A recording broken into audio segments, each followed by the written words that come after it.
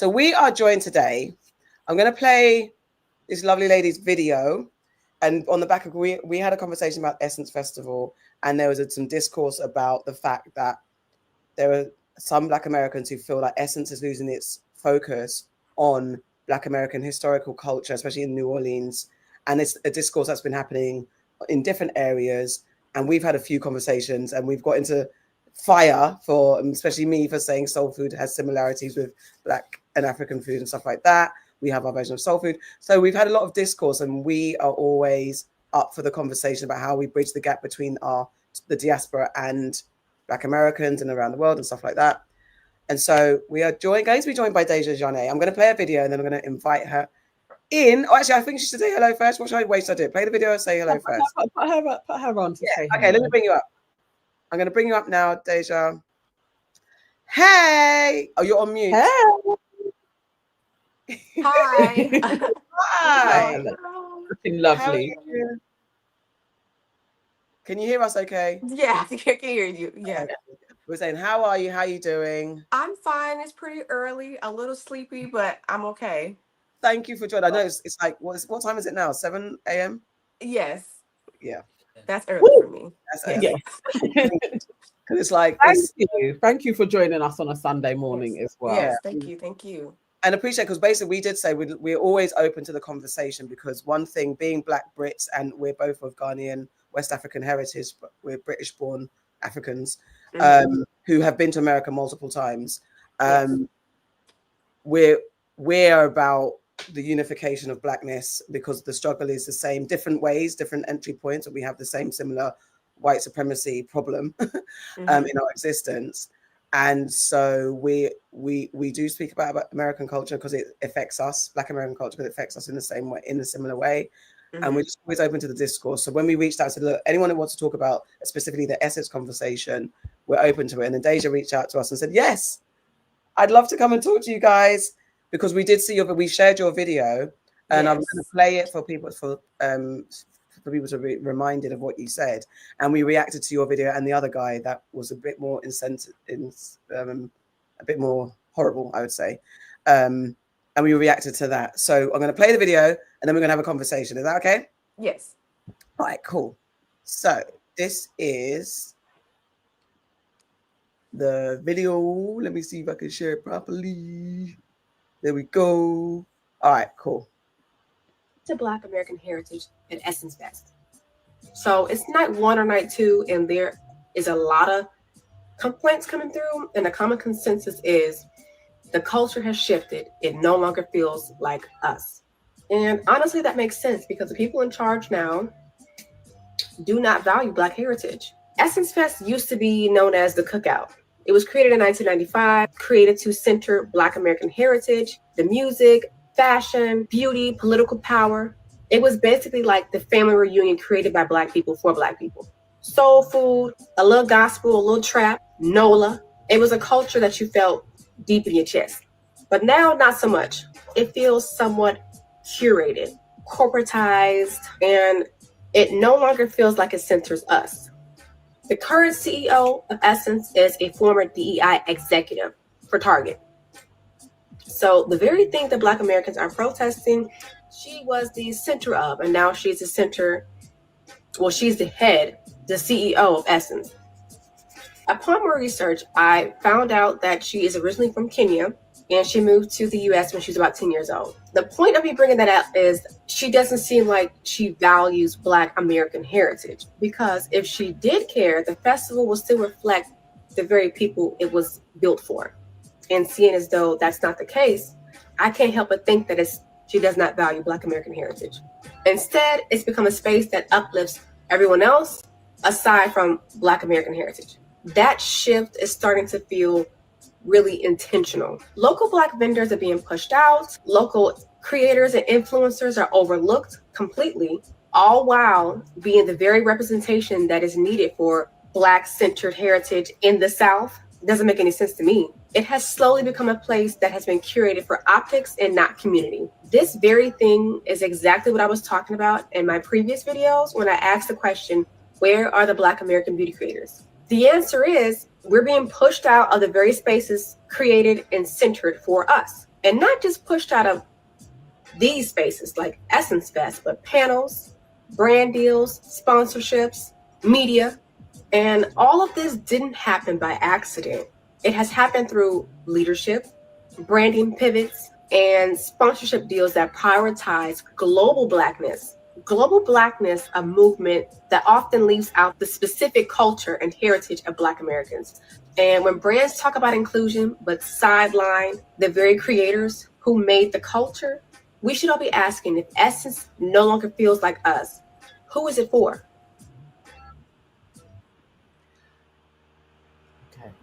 Okay.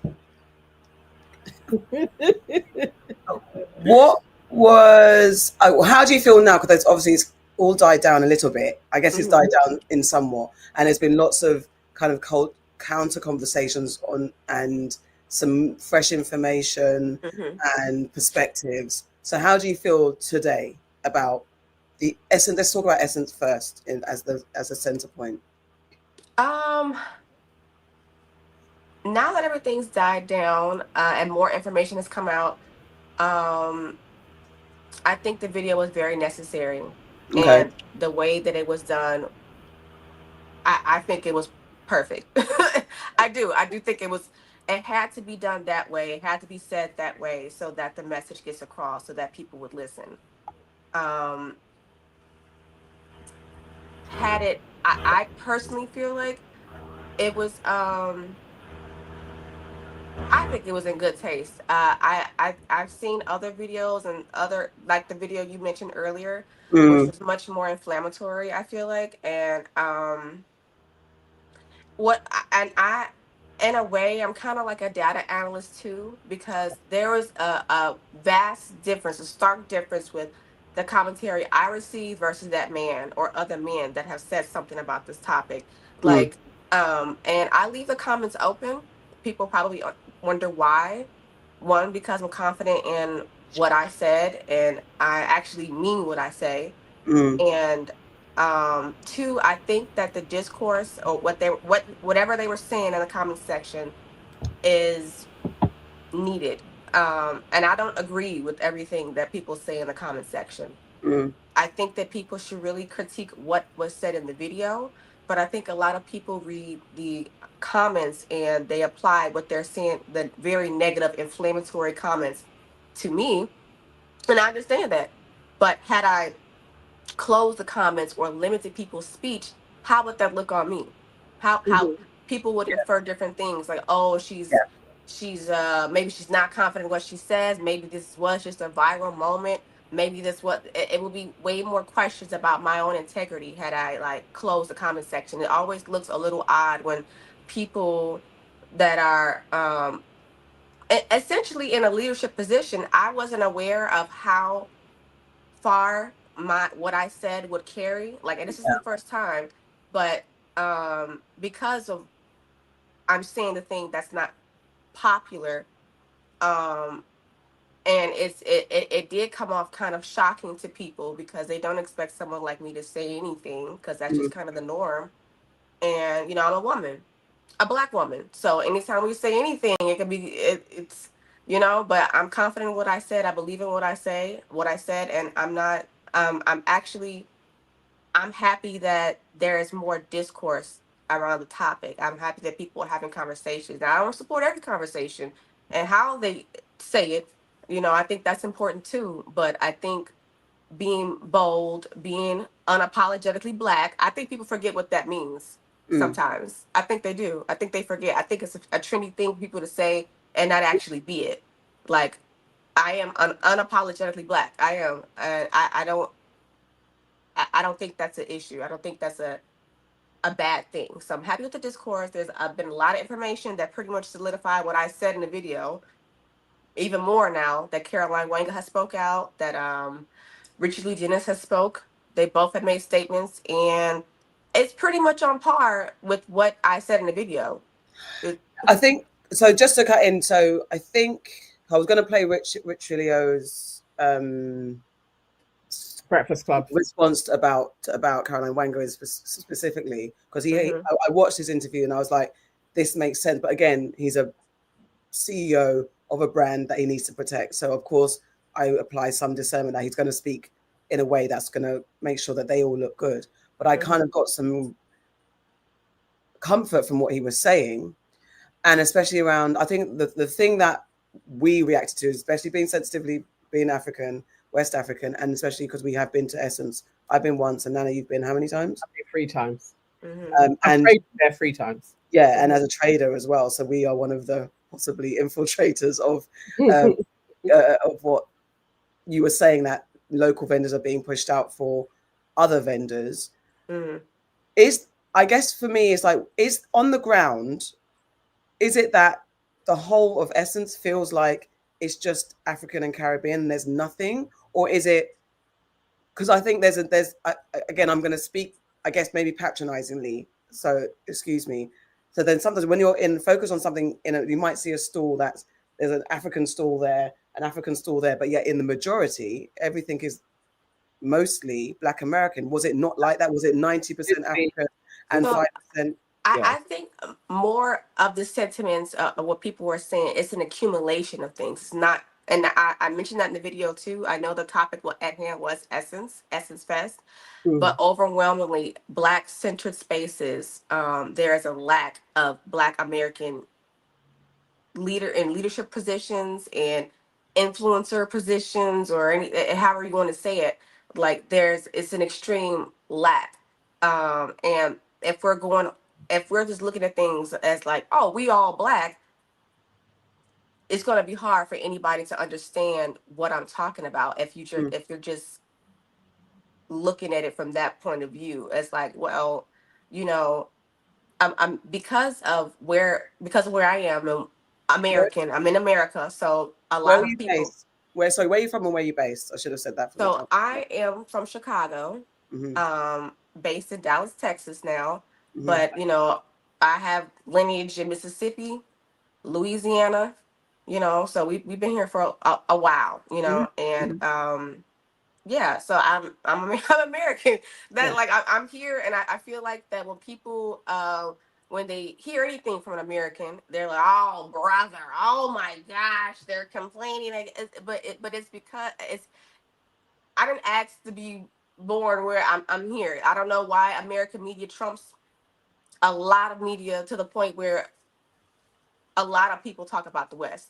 That's how it goes. Whatever happens over here, it travels. It does. So so anytime dollars. It's because that's because of imperialism. It's what America actually founded the brand of America on, is to pump so much money into marketing. So you sell culture everywhere, and that builds up brand America. That's why. Right. So and it's very deliberate, especially from the 60s on, that you would have Louis Armstrong, that may even have been in the 50s, going to Congo to do concerts that were funded by the American state to sell culture, but also infiltrate African spaces. It's very deliberate brand America being pumped around the world, and not also having other cultures' influences within American TV. So it's a trade-off, but it's not totally real, because culture was taking place it was happening in other spaces as well. And what you see when you travel around is actually how much Blackness, as we're deeming it, or African, whichever way, gets exported all over the world. And it's so similar that I can go to Jamaica and literally be like, how do they have the exact same signs as in Accra? How did that happen without me? There was no internet. This is purely how aesthetically we see things in very similar ways, and it travels around the world. So why other people will roll their eyes when you hear Black Americans or African Americans be like, we created culture, or this culture is ours. It's like, well, it actually happened in lots of different places as well. And you can't pinpoint it started here, because if you take pictures, my mum's pictures look like the same as somebody who was in America. Hairstyles, makeup, it's like it goes through. I cannot say how we get there, but it isn't always that it started in America. But that's how it feels when you hear Americans talking, like they are the cultural leaders. But marketing, absolutely, most definitely, cannot take that away from anyone. I think I'm not. I'm not. I understand that there have been like other influences, but I'm really just talking about black. When I like black in America and the culture that I'm talking about here, the specific thing. I know that there can be other influences, but that's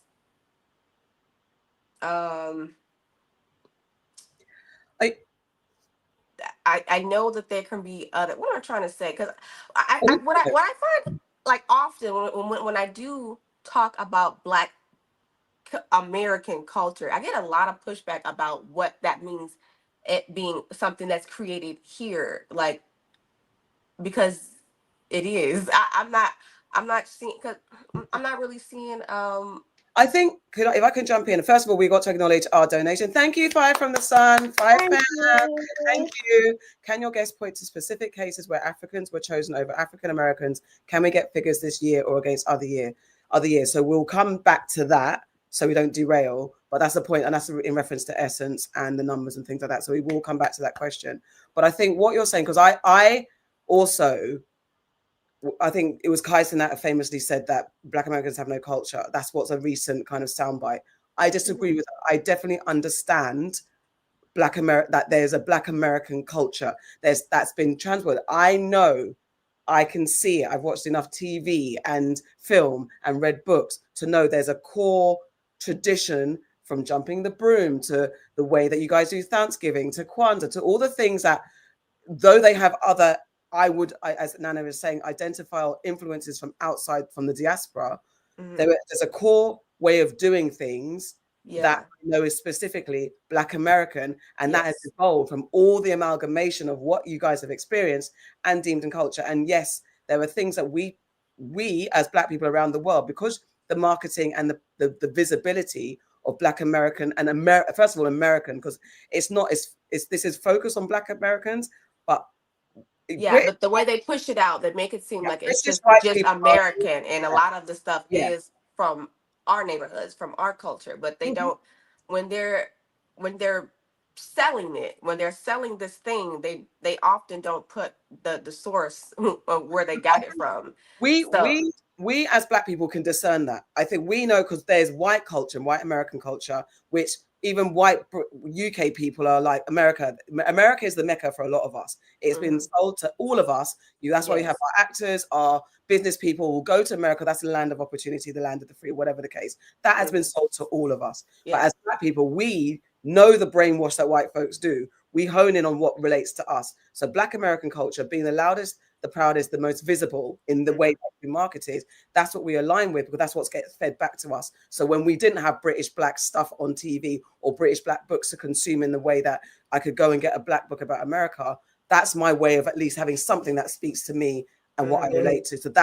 So we hone in, and understand. Is it quite what I'm talking about? I'm referring to specifically, Deja made a point of, we created this culture. Within the video is what you say. We created this culture, but we are being excluded from it. Yes. And that's, to me, everything else you're saying, yes, it holds true. I can understand your viewpoint on it, but I am more countering that culture was also being created at the same time, very similarly around the diaspora, and we wasn't just co-opting Black American culture. That's the thing, specifically where you have the youth culture movement in the UK and Black influences from the Caribbean and African actually making what we now call Black British culture, has elements of American, but it's not the same. And also it was happening at the same time that you see it in Jamaica, you see it in Uganda, you see that there's lots of different ways that aren't necessarily Black American. So when we are participating in a space that lots of people have been fighting for it to be inclusive, not just Black Americans, we also had a whole anti-colonialist movement going on throughout Africa. It all happens at the same time, but it feels like these talking points aren't allowed to be carried through because it feels like we should bow down to Black Americans. And it's like, how we're doing movements too. And it's like, that can't be said, or we're being disrespectful. That's how it kind of feels, where we can't have a symbiotic conversation with each other, where I am a Pan-Africanist, so I actually do want our unification without shitting on what you're saying, but also think of the other side of people were creating culture as well, and do want to participate in this global space that was dominated by Black Americans at one time. And what I feel like is being rebelled against is the space being shared. Top line of it all. Honestly, I think that the culture of Black Americans have always been pretty inviting.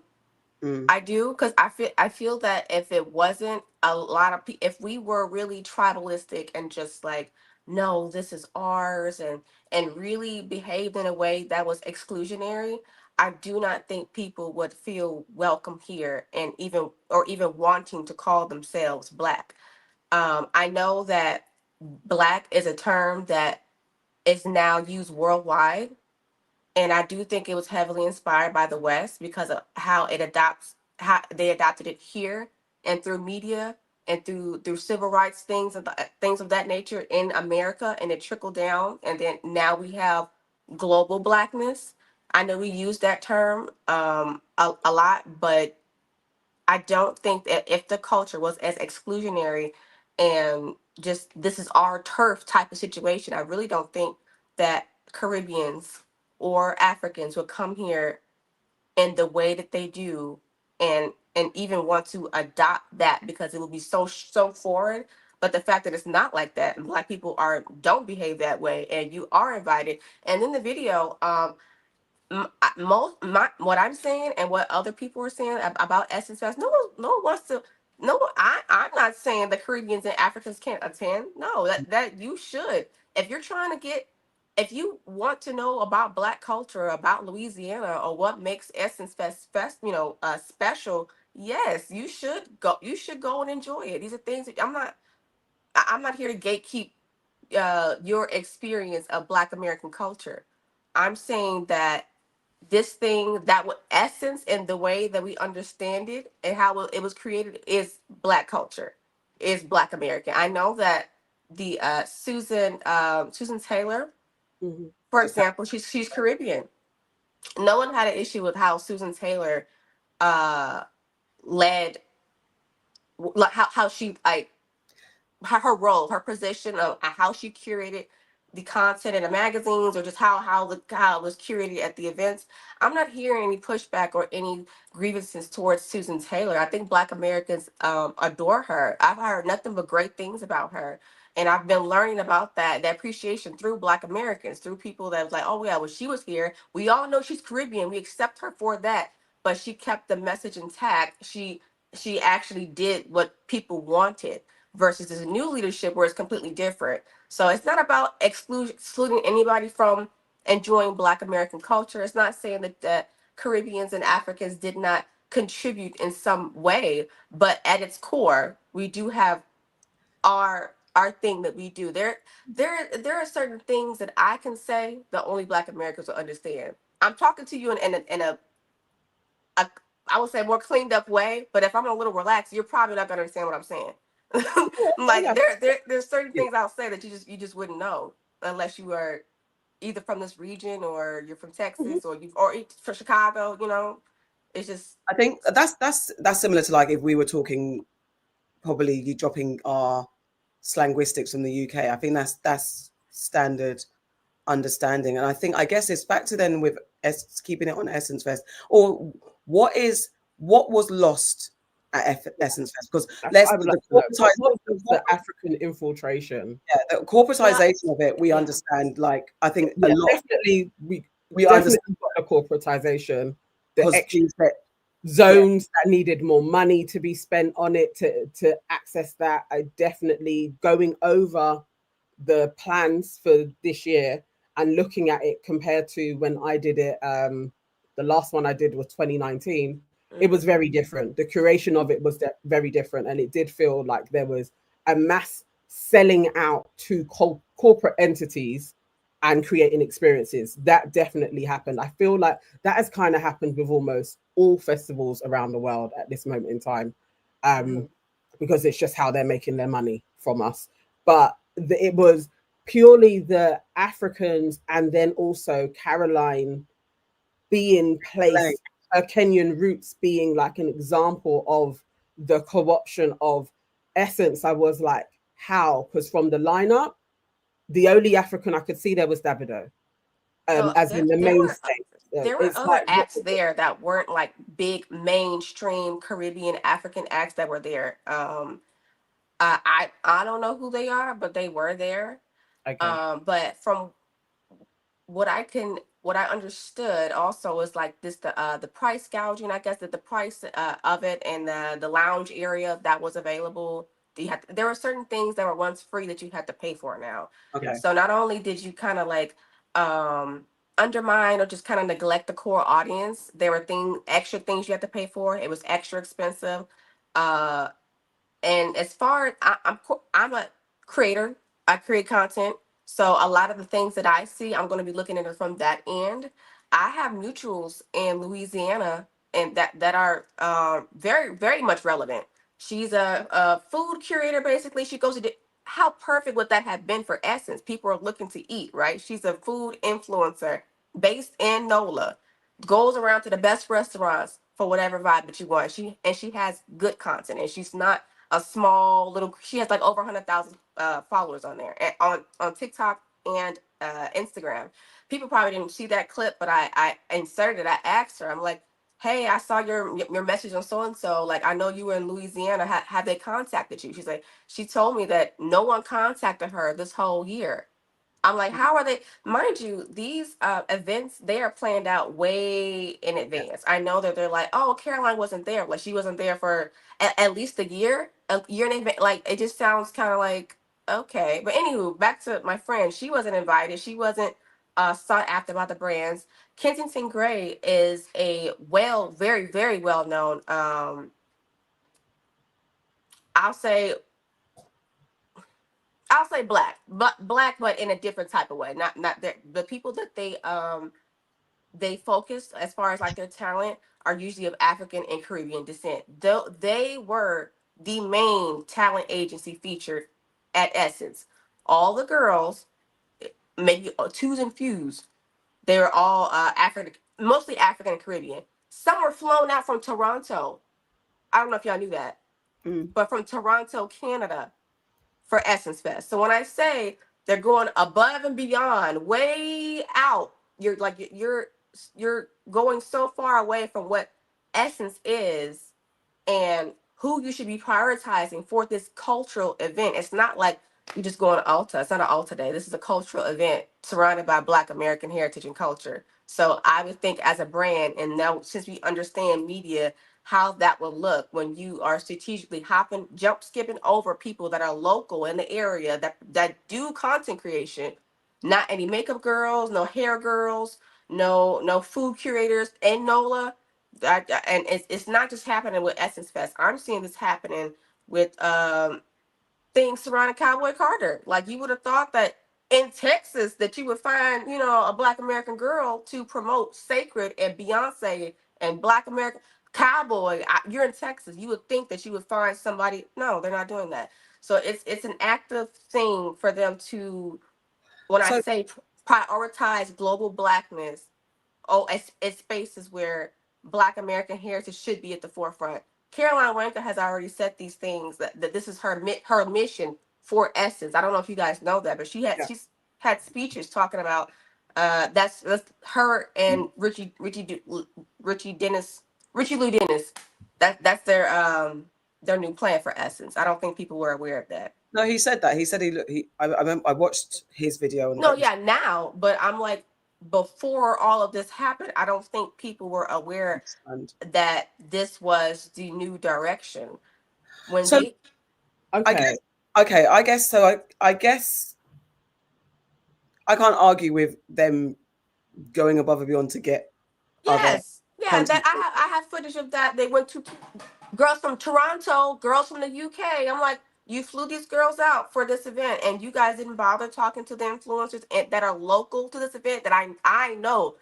I asked, and I put the clip in there, but I wouldn't say anything about that. But yeah, okay, no, I hear that. I guess that's probably like that is the globalization in the global Black that I would definitely I'm happy with, and I guess I understand from intellectually understanding how that would also, for the dominant culture, the dominant creators in that space, to actually be affronted, very similar to Black Americans having issue with Black Brits kind of being involved in Hollywood and taking roles and all of that conversation. I actually feel like that is opening up an industry, and I think it's important that that representation is put forward. I understand for Essence as a global brand and wanting to remain a global brand that you have to then bring in the diaspora. And I do so also crazy. get that. One thing about Black culture, people accept it the way it is. When I see people emulate it, when I see it across the seas, when I see people in China indulging themselves in Black culture, they don't change it. They're doing exactly what they see. It looks different because I know it's not authentic. They're not doing it correctly. The styles, and I've seen people do all sorts of things with their hair, mimicking what they think Black hair looks like or whatever. I've seen them do that.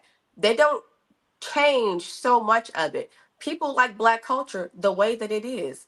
They're not asking for anything more. When you were a little girl and we're watching these, even when I was a little girl, watching these things, these sitcoms, these TV shows, I liked it the way it was.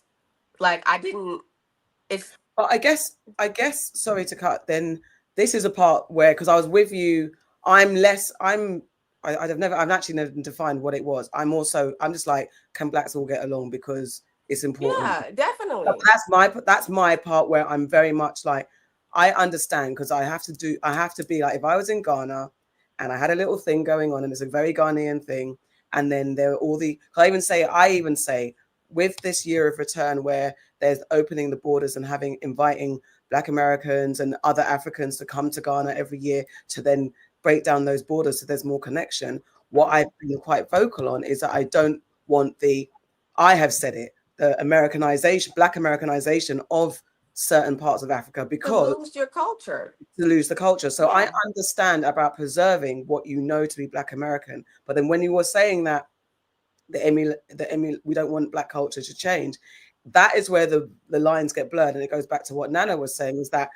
there's lines of what's clearly Black American, but the margins of what's clearly Black American are not that wide, because we were replicating it, not Black American, but with our own. Me being Black in the UK, there's stuff that I'm doing naturally for being Black. There's a Black core that we all have, regardless of where we are, that it's unbreakable. The bond that we have, the similarities that we have, are the way our mindset works. That to say that we don't want it to change, but for a British influencer to come to Essence and be doing a beauty conversation and beauty content creating, and to say that that is changing Black culture. No, I think the problem is going to the UK to fly in a content creator when you could look to the local people and first serve the community who are in New Orleans. They should get priority, and then the extra added from the diaspora are value added guests. That's how I see it. But I wouldn't say that flying in a Black British content creator to talk about Black beauty is changing Black culture. No, I'm saying, yeah, that's not what I'm saying, because I'm saying that people can attend. You can attend. You can, if you want to fly certain girls. But who were the Black American girls in that area? That part I agree with. That I'm like, you can do, because I'm not a gatekeeper. I don't hold. That's not what I'm doing. Like, you enjoy the things that we have here. Like there's nothing wrong with actually sharing the space. This is not that's not what's happening. Like I know we the idea of Pan-Africanism or that sounds nice, but when it's corporatized, that's not what's happening. When it's corporatized, the Pan-African, we all one love is not what's happening. Like, if that were true, if that was happening, I would not have a problem. Okay. But that is not what's happening. I feel like I really need proper data points on this, because from watching people and knowing like another content creator that went to report on Essence from here and came back and interviewed folks, almost everybody that is in her content is actually like a Black American. So I can't believe that everybody that was part of media was from outside of America. And I know for my cousins, they consider themselves, though they are the same as, I would say I'm Black British, Ghanaian, they do the same with America. So they would say, I am a Black American. They were born there. Their lineage does go to Ghana. So it's like, what I have an issue with is the picking apart of that. That feels, that doesn't, it feels like white people when they talk about immigration, it feels like you have to come and assimilate. And it's like, actually, as humans, diversity actually expands all of us. So why should it not be that you do have Black British, Black Jamaican, Black Ugandan content creators that come over and share? When I was in Essence, they're not see, the difference is they're not leading with their heritage, and they're not stating that they are Black Brit. They're not stating that they're Ghanaian. They're not stating that they're Nigerian. This is all done under Black. Nobody is leading with their unique heritage. How? In what way? Sorry. No one's really saying, like, when Shea Moisture talks about the talent that they brought in, right? They're just saying they're just Black girls. But they are. I think, but like in the context of what we're talking about, right? Okay, so me and you, us two. If I met you and we were having a conversation, you know, I'm not questioning your exterior. I can clearly see that you are phenotypically Black. That is not what I'm asking you. If I ask you where you're from, because me, I'm the type of person where I can hear two accents: your British accent and your Ghanaian or your Nigerian accent. I don't have an accent. I have a British accent only. I've not been. I think some people think that, but when you're not hearing yourself, or you hear different, like you can hear different layers. Undistinctly, because even what they will call now as a Blaccent is the mixing of a London twang. We have our London twang. We have our West African influences. We have Caribbean in there, and now you have even more of like an Arabic, Somali influence. So it's mesh. You can hear the layers of so when I ask you where you're from, you're not gonna just tell me, "Oh, I'm just Black," because I'll be like, "Huh? What do you like? What is that? What does that mean to me, to us as we're speaking?" Right. Yeah. I can see you if you were saying that to some white person who doesn't, some who don't know. I'm just Black. Yes. Right. I can see you maybe saying that to them, but even though sometimes we think that they don't know, they know too. They know and then the corporate white people, they know the difference. They know. They like to play like they don't know, but they do know, because there's a whole thing with tokenization, tokenism, heritage tokenism. This is a thing. People might not like to talk about it, but it's a thing. Because you are a Black woman, you know, with an accent, what people might think is posh, they might prefer. Yes. Okay, so these things happen even in Black-centered spaces. So when you are saying that, oh, these are the Black girls, these are the top Black influencers in this Black space, and you're just saying Black, and we're looking, I can hear something else. I know that you're Nigerian, you're Ghanaian, you're from Senegal. You in this case, you're not just Black. You have another heritage, and they're not leading with the heritage. So it just comes off as disingenuous when you go far beyond. You make intentionally not showcasing Black American girls or Black with that heritage at these Black American centered spaces. I'm like, so what's going on? What? So what's the? I hear that. I hear that, and I can't argue with that. What's the from your opinion? You know, but the L is distracting me, because that's the problem, and I'm hearing it in different ways. But because we use Black here as well, that's another it's really it throws off, because you're using Black specifically for Black American. Whereas in the same way we use Black here specifically, right, it means something different. It's just a different. It would be. I understand regionally.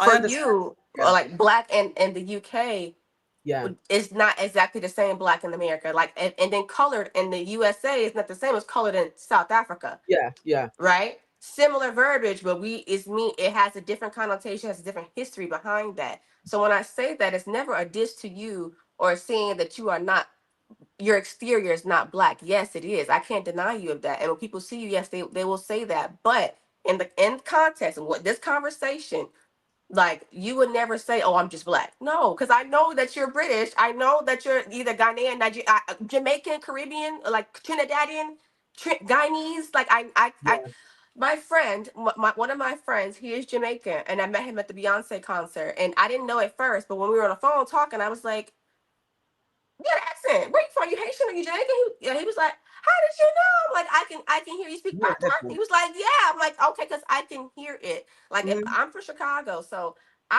when I'm talking to a Chicagoan, I'll be like, "You're from Chicago." Yes. You just hear, you just know, and it's nothing I can exactly pinpoint, but you just know. So when we're talking, and you know, when I'm saying Black American, you know exactly what I'm talking about. Yeah. No, it was the universal term of black. That's why I was like, okay, you are black, but it's just a different type. It's just different. No, I got what you meant, and I was asking what is the thing, because what is the feeling, or what is the elephant in the room, or the specter, whatever it is, what is it that the corporates have against naturalized Black Americans or indigenous Black Americans to the immigrant? I believe that because of the history here Black people have with white people, I think that there is a fear of people speaking up and speaking out about injustices or just whatever it is, just being bold. And the way that I am, my type of boldness, I do think it is due to me being Black American. Okay. I just think it is. I think that with media. Oh, Deja, come back. Oh no. Oh, there you go. Is it okay? Yeah. You literally just went. You said me. It's not again. I'm so sorry. My brother's calling me. Hold on. He just stopped. Hold on. Okay. I just told him. Tell him to stop calling. Tell him to watch and get in the chat. Come and get in the chat. Because he wanted to go outside with my grandma. But anyway, I'll. Are you okay? Are you okay? I'm okay. I forgot. What was I saying? You were saying that you think that because you're speaking out, and you think that ability to speak out comes from you being Black American. Yes, I do. And we have a history of that. And I think that from just being around, hearing people that have an immigrant background talk and the things that they can go through trying to assimilate in this country, because, you know, I understand that to a degree. They're not as vocal. They don't, from what I can see, not really vocal. You're assimilating, so you will be quiet. You won't try to stir the pot, and because of that type of behavior, it can kind of give like bystander. Like you might see something going on, you might see something not right happen, but because of who you are, your background, and how you came into this country, and your mother, your whole family dynamic will more than likely have you just kind of not say anything, not speak up on things. And I think you think that's the big elephant in the room that has caused this. And it's the relationship that Black Americans have with Caribbeans, but mostly Africans. We don't have a relationship. It's not a strong relationship, and then the relationship that we do have is the way earlier you said that you felt like when Black Americans say that they created a culture or the culture for America, you know, it feels like maybe Black people here are too prideful, or it's not prideful.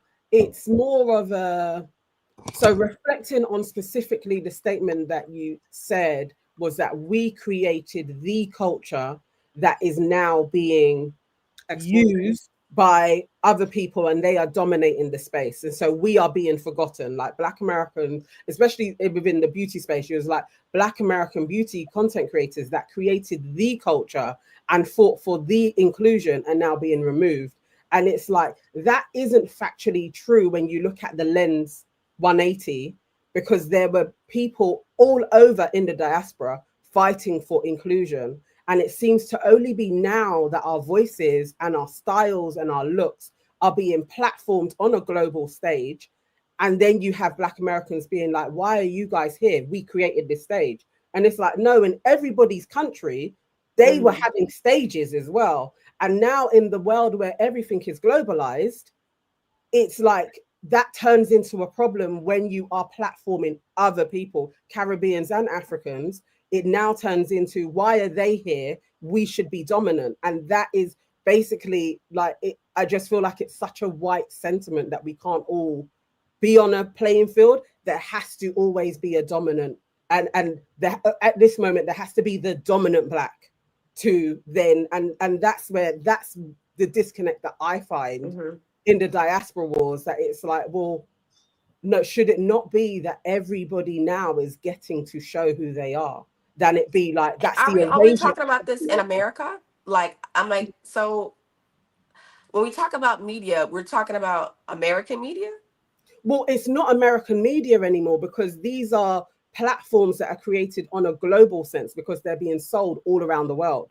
So in order for that magazine, say Essence, to be able to sustain itself as a business, because we are in a global society now, you have to show other faces of Black.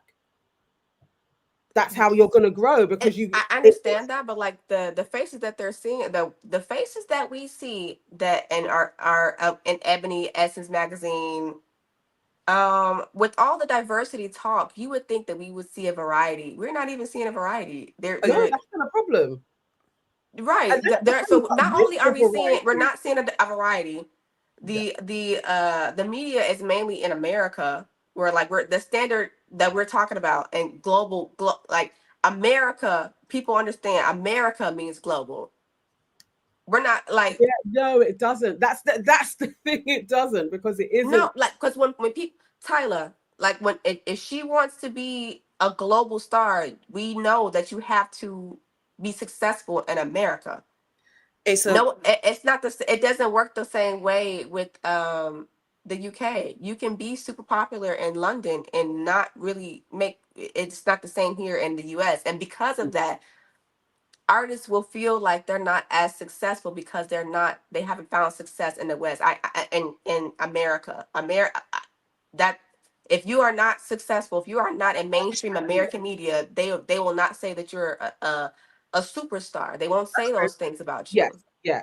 I hear that. That isn't kind of what I'm talking about, because there's markets that you need to break, and in some fractions, depending on what your industry is now, it's not even America anymore. You need to break Korea and China to really make. Are they? But I understand Korea and China, are they asking for various when the Chinese when they get Black culture, what do? They're not, and this is the thing. The people that are being the faces of Blackness in America are usually like from Sudan. They're usually maybe from East Africa. But the crazy thing about it is they're not leading with their culture, right? They're not even saying where they're from. No, no one knows. Can I jump in? Can I jump into that? Because I was going to say that, because I think there was a conversation with Jay Versace said something about models being mostly having to look African, the stereotype of African. And that went into a whole conversation about, actually, when you look at the percentages, there's more Black American models than there are African. It's just that for some reason, people hone in on the African looking, mostly female models. That when I look at the covers of Essence and Ebony and stuff like that, I don't see predominantly African celebrities on it. There are not a majority of A-list African celebrities over Black American celebrities. Global superstars, I list them. There's a few Africans coming in there, but the majority who we still revere as the top actors and actresses, we're just talking about that type of space, they're Black American. The top artists are Black American. Of a majority, there is a creeping in because the stage is opening, the global borders are downing, the internet has helped open the borders to everybody else. So then now, as popularity grows, as well as music shifts, and there's Afrobeat that's coming through, more dancehall is coming through, reggaeton, all those type of things. Different artists are now getting the chance to be popular because of the internet, and people, and even Black Americans are responding to British drill artists, to Afrobeat artists. So now we're all creating global superstars on the back of the taste being broadened. Because at one point, Blackness meant only American hip hop, only American actors, only American accents. But now the world is getting used to broader Black accents. I don't know if that's true. The Caribbean culture had we had a whole wave with Caribbean music. Like Black people accept and Black people accept Afrobeats too. Yes. Like when we had that, Black people like Burna Boy, like they still like him. But Black people have been very accepting of other influences and cultures in mainstream media. In some time, but in mainstream media, but then in the diaspora wars, that's when it's like, well, it's not being accepted, because it's like then the thing is with the models, with the Sudanese models, the modeling industry has changed. We don't even know their names. They don't speak. At least in the 90s or even early 2000s, we actually could identify these girls. We can't identify these. We have only about 5 Black supermodels that we can pop. Not even supermodels. We'll just call them models. But the no names, you don't know her, but like they have a uniform look when they're looking. And look at high fashion Louis Vuitton. Look at Prada. Look at the high fashion magazines and the ads and the models that they use. When they want to showcase Blackness, it's a lot of the models are Sudanese. We don't know their names though. We know we can identify a uniform look when they want a particular look, when they want the exotification of Blackness, they are going to show a Sudanese model, and she has a uniform look. We don't know their names. They don't talk. I think I believe that you're lumping in a lot of things in a space that's not completely fact, because we had in the 90s, I'm a 70s born, so I'm old enough to remember the supermodels of the 90s where we knew their names. It's a culture that's changed, because generally the world over, even celebrity has gone now, because right now, us lot could be considered celebrities because we are popular, we have followers, we have numbers. Now we're mini celebrities, depending on how big we are. So the idea of celebrity and that supermodel kind of stance, that's been done away with the minute Naomi, Christy Turlington, and Eva whatever her name is, they all aged out of the thing. Supermodels were done. And it's just because I used to do hair in the modeling industry, and so I used to see the girls that came up and gone. They don't do that anymore. It's not, the supermodel thing isn't a thing anymore. And now all the girls are just factory fodder.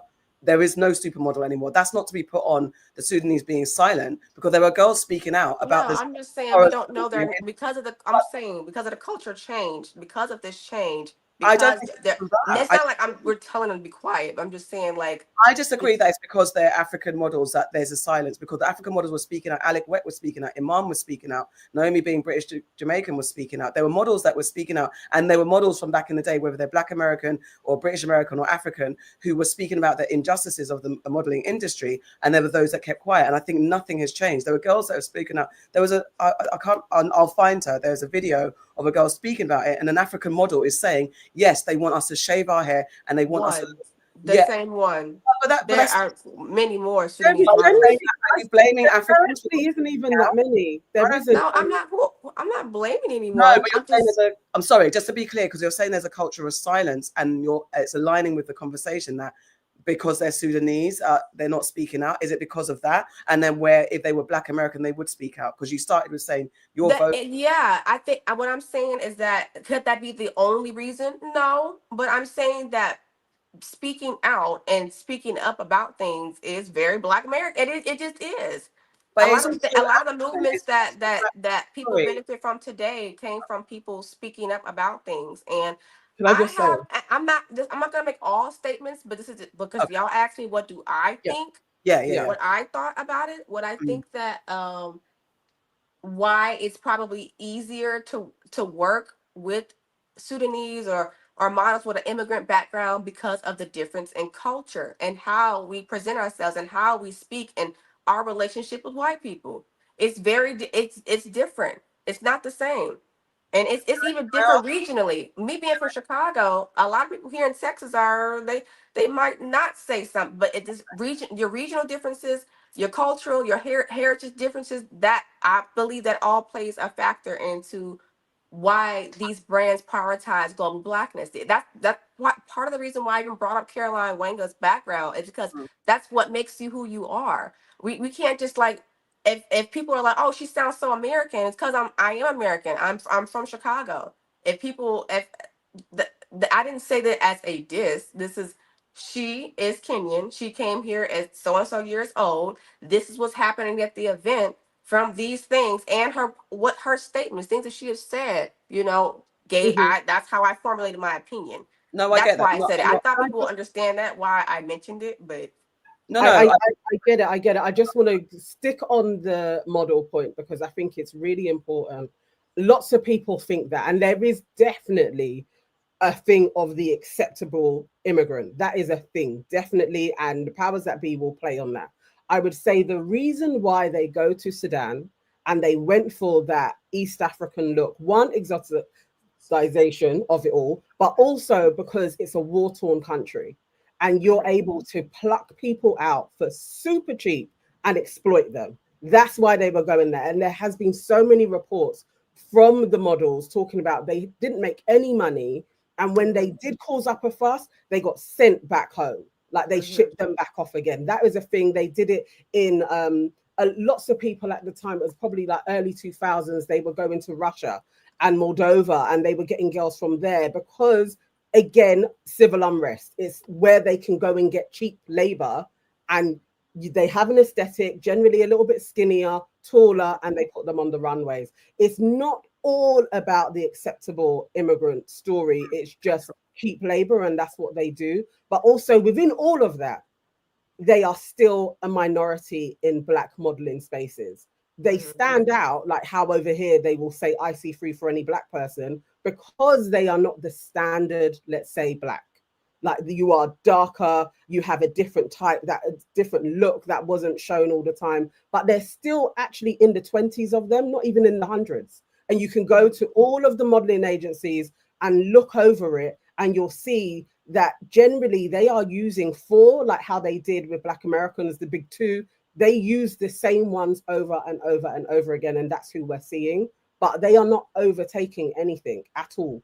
It's a look that is in for certain brands, but they're not overtaking people. And I think that's where it can turn into like we're being overrun. I feel like this is a psychological pattern. I don't know if all humans have this, but white people do it as well. They are like, when they have to start sharing a space, it turns into we are being overrun by them. And it's like, that absolutely isn't true. And Black people here, I'm not sure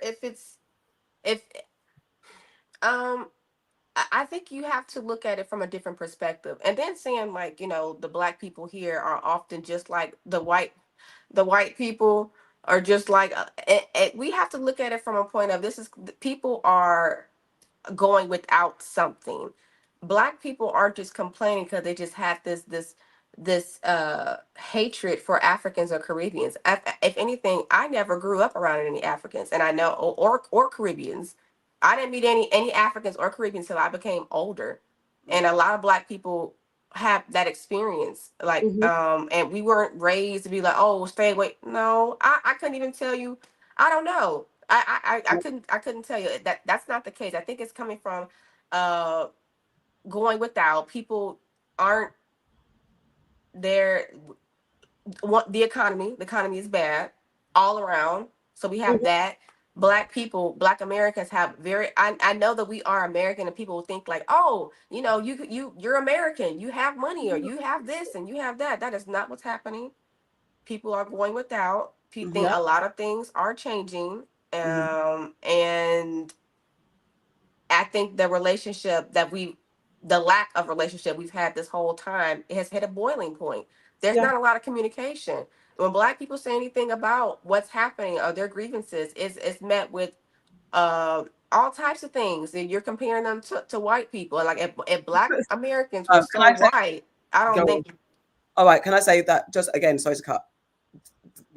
I will say counterwise, what you've kind of said about the silence is, and with you saying that you haven't grown up around Black Africans and Black Caribbeans, so there's a perspective that you won't have, or an understanding that you won't have, which we, unfortunately, the problem is that we have had so much insight into Black American culture and American culture that it feels like I know you more than you know me, which is kind of true without me I don't know you, I don't know Chicagoans, I don't know Louisianans like that, but I had so much of American Black culture fed to me that I know more, I understand and know more than you know about Black British culture, that you know about West African Black Ghanaian culture, because it hasn't been exported back to you. No, we get a lot of American media. The way that we speak out, Black people speak out in their respective countries as well, where Black Americans were speaking out. And yes, I think there was possibly a hierarchy of leadership in how vocal, how much attention was on American civil leaders, and how much was focus on what you guys were doing. It was happening around the world. You are not unique in speaking out. Just I speak out. What we do on this platform with Your Aunties Could Never, from the UK, as Black African and Caribbeans, one of our girls is not here, we speak out naturally. It's inherent in our nature to speak out. So the same way, that's why me and you could meet up and get on like a house on fire, because where you're not afraid to speak up, I'm not afraid to speak up. And that has got nothing to do with it's our Blackness that makes us unapologetically forthright in speaking up and speaking out against injustices that we feel are being done to us. The way it's received is what's different. Yeah, okay. I can say we can both speak out, but I know, because of where I come from and who I am and how people view me, it's not going to sound the same. If people are going to look at it, they're going to look at it very different. If I come to you, if I come to America and do it, I might get a bly. If you come to the UK, I won't. You will. You will. That's how it goes. It's the same thing. You come to UK, you're going to be put on a pedestal, because already you are seen as a pinnacle of Blackness. In the UK, Blackness is to some people, especially to white, possibly to white folks, you can come over and speak out and you'll be listened to. I suffer the same thing as you are suffering in America. That's the point. So where my posh British accent might work if I come to America, and they might take on and say, oh my gosh, she's so learned. These times now I'm from a hood, as you would call it. I live in the projects, as you would call it. I live in government housing, as you would call it. But I could come to America, put on a front, and maybe get a little bit more successful, possibly, maybe. You could come over and do the same thing. People can look at you and say, you're a glamorous content creator, she does beauty. They're going to listen to you before they listen to me. That is a fact. It's just a transference of perceived power. That's all. So what you're saying would happen vice versa. That is 100% the fact. That is what happens. I don't know. Maybe I'm no, for true. It's true. Even at this moment in time, within the kind of Black British media space, there are 3 content creators that have come from New York, and they are bossing it. Everybody has them on their stage, because it's wherever you go, you will find the pocket of my Blackness sells here, and that's the global stage that we're in now. And I absolutely do understand the frustrations. Within Ghana, my tribe is the majority tribe. And there will be other people that will be like, can't stand the Ashantis. They take over everything. So I always try, and I think it was Blue Tanuzma that always says, like, when you are thinking something is an injustice, are you being the white person in the room? And a lot of things that you have said, honestly, and it's not just you, it is like, you guys dominated the space and it's being open now, and it's turning into a problem. And who else does that? Generally, it's the white person in the room. It's because we're all of your economic spaces. All of I'm not talking about going to London and dominating. I'm not saying that. I'm not going to London. I'm not going to. No. I'm talking about the spaces in America. Like I'm not. I'm not like. And just because we're in America, it's looked at something global. So now it's like, no, it's not yours. It's not. It's everybody's. But I'm not. That's the. I'm like. I know. I get it. I absolutely get what you're saying. But because brand America sold itself globally and to all markets, was dominating. Once you open things up to a global stage, it's exactly the same as immigration. If you've dominated lands, then there is a point where that money that was put into your dominance has to be shared. It's just the way of the world. And that's where I get, even you were saying, it's like things are being taken away from us. And that's the problem that white people have with immigration. It's like, we built this and then things are being taken away. And it's like, no, because of your dominance, you have to share the playing field now. It's just a part of how it goes. Culture was sold. Black American culture was sold. We watched all of your TV shows that put money into America. And so that's where the stage was. People are having an issue with, like, but then you've got to share the stage. But Black people don't benefit from it. That's kind of like the general. Sorry, but we kind of in a white supremacist world, we're not the breadwinners of white supremacy. There are breadwinners. Caroline Wanga is a breadwinner. But they're also, but then so is Richard Delio, is Charlemagne the God, is Joe Budden, is Viola Davis, is Tyler Perry. Aren't they also breadwinners? But they're the majority, right? There is an exclusionary elitist thing with the heritage too. It's not like these. Especially with the older generation, I feel like there is really they'll say Pan-African, but when you look in these spaces, that is not what's going on, because Pan-African means everybody. Pan means all. It is not all in these spaces. It's not being shared. And the money is not being circulated. Capital is not being circulated. So when you're capitalizing off of something like Black heritage and Black culture, and then you don't have you aren't of that background, it's not important to you. You said in your videos that where you want to go. Of course, Black people are going to feel slighted, like you are capitalizing and people can't be included. We're not being seen in these spaces. You're going to have some type of pushback. Like, I know share the spaces, that's nice, but the space isn't being shared in a way that is equal. It's not that's the is it everywhere? Is it every single thing? Because that's what I mentioned again, because you said Charlene Wanga is benefiting, but then I mentioned a whole bunch of Black Americans who are superseding and are profiting off and promoting Black American culture in their majority. We still, like I said, I mentioned a whole bunch of people that are inspirational to myself and who are doing very well. So where is it not happening? What's happening because like I said, the majority of Black A-listers in the industries are Black American, right? Like, but in spaces, smaller spaces like Essence, they're trying to bring. It's not the big acts wouldn't be there without the audience, without the other smaller bits and pieces for that to even be a thing. So when you are ostracizing them and blocking them out, but what it is, they want the name, they want what Essence stands for, they want what people, the nostalgia of it. Nostalgia is people, we love it. We love nostalgia. They like that. They like the nostalgia. Like, they like the attention. They like the positive things that come of being Black American, but they really would like to use this space to elevate their preferred type of Blackness, which is global Blackness. And and Black people are seeing that this is happening, and not just this space, in all the spaces, even the small spaces. A festival, it's one thing to say it's happening directly in Hollywood, but now you're seeing it in your home at the festival. Okay, I think it's like, what's the solution? What would be the solution? Because I think we could go round and round. What would be the solution? I think just having people in key roles in leadership positions. Like, I do not think that I'm not sure why they emphasize going out with the NACA, the Nigerian political arts things. It's a whole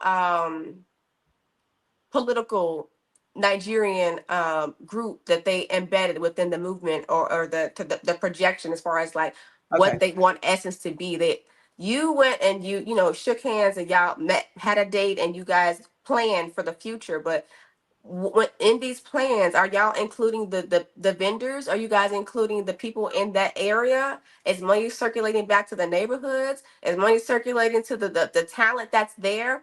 So many Black Americans, there are a lot of Black people in the South. We never get representation. All of the global Blackness is in New York, California, and those places. The South, where the bulk of us are, we don't get any love or attention. So when we have these spaces, that are changing in that type of way, you're going to get a reaction. Like, so we need those people in those positions that actually that really care about it. It should be leveled. It should have some type of it shouldn't be a space where it's dominated by something else. Like what I think should happen is that I think that more Pan-African Nigerian focused festivals should be a thing. It should be a thing, but it doesn't necessarily have to be a thing within Essence. Like you can still. I have a question. Is that something that that you think people desire? Like we don't have to do it through legacy anything. Why can't it?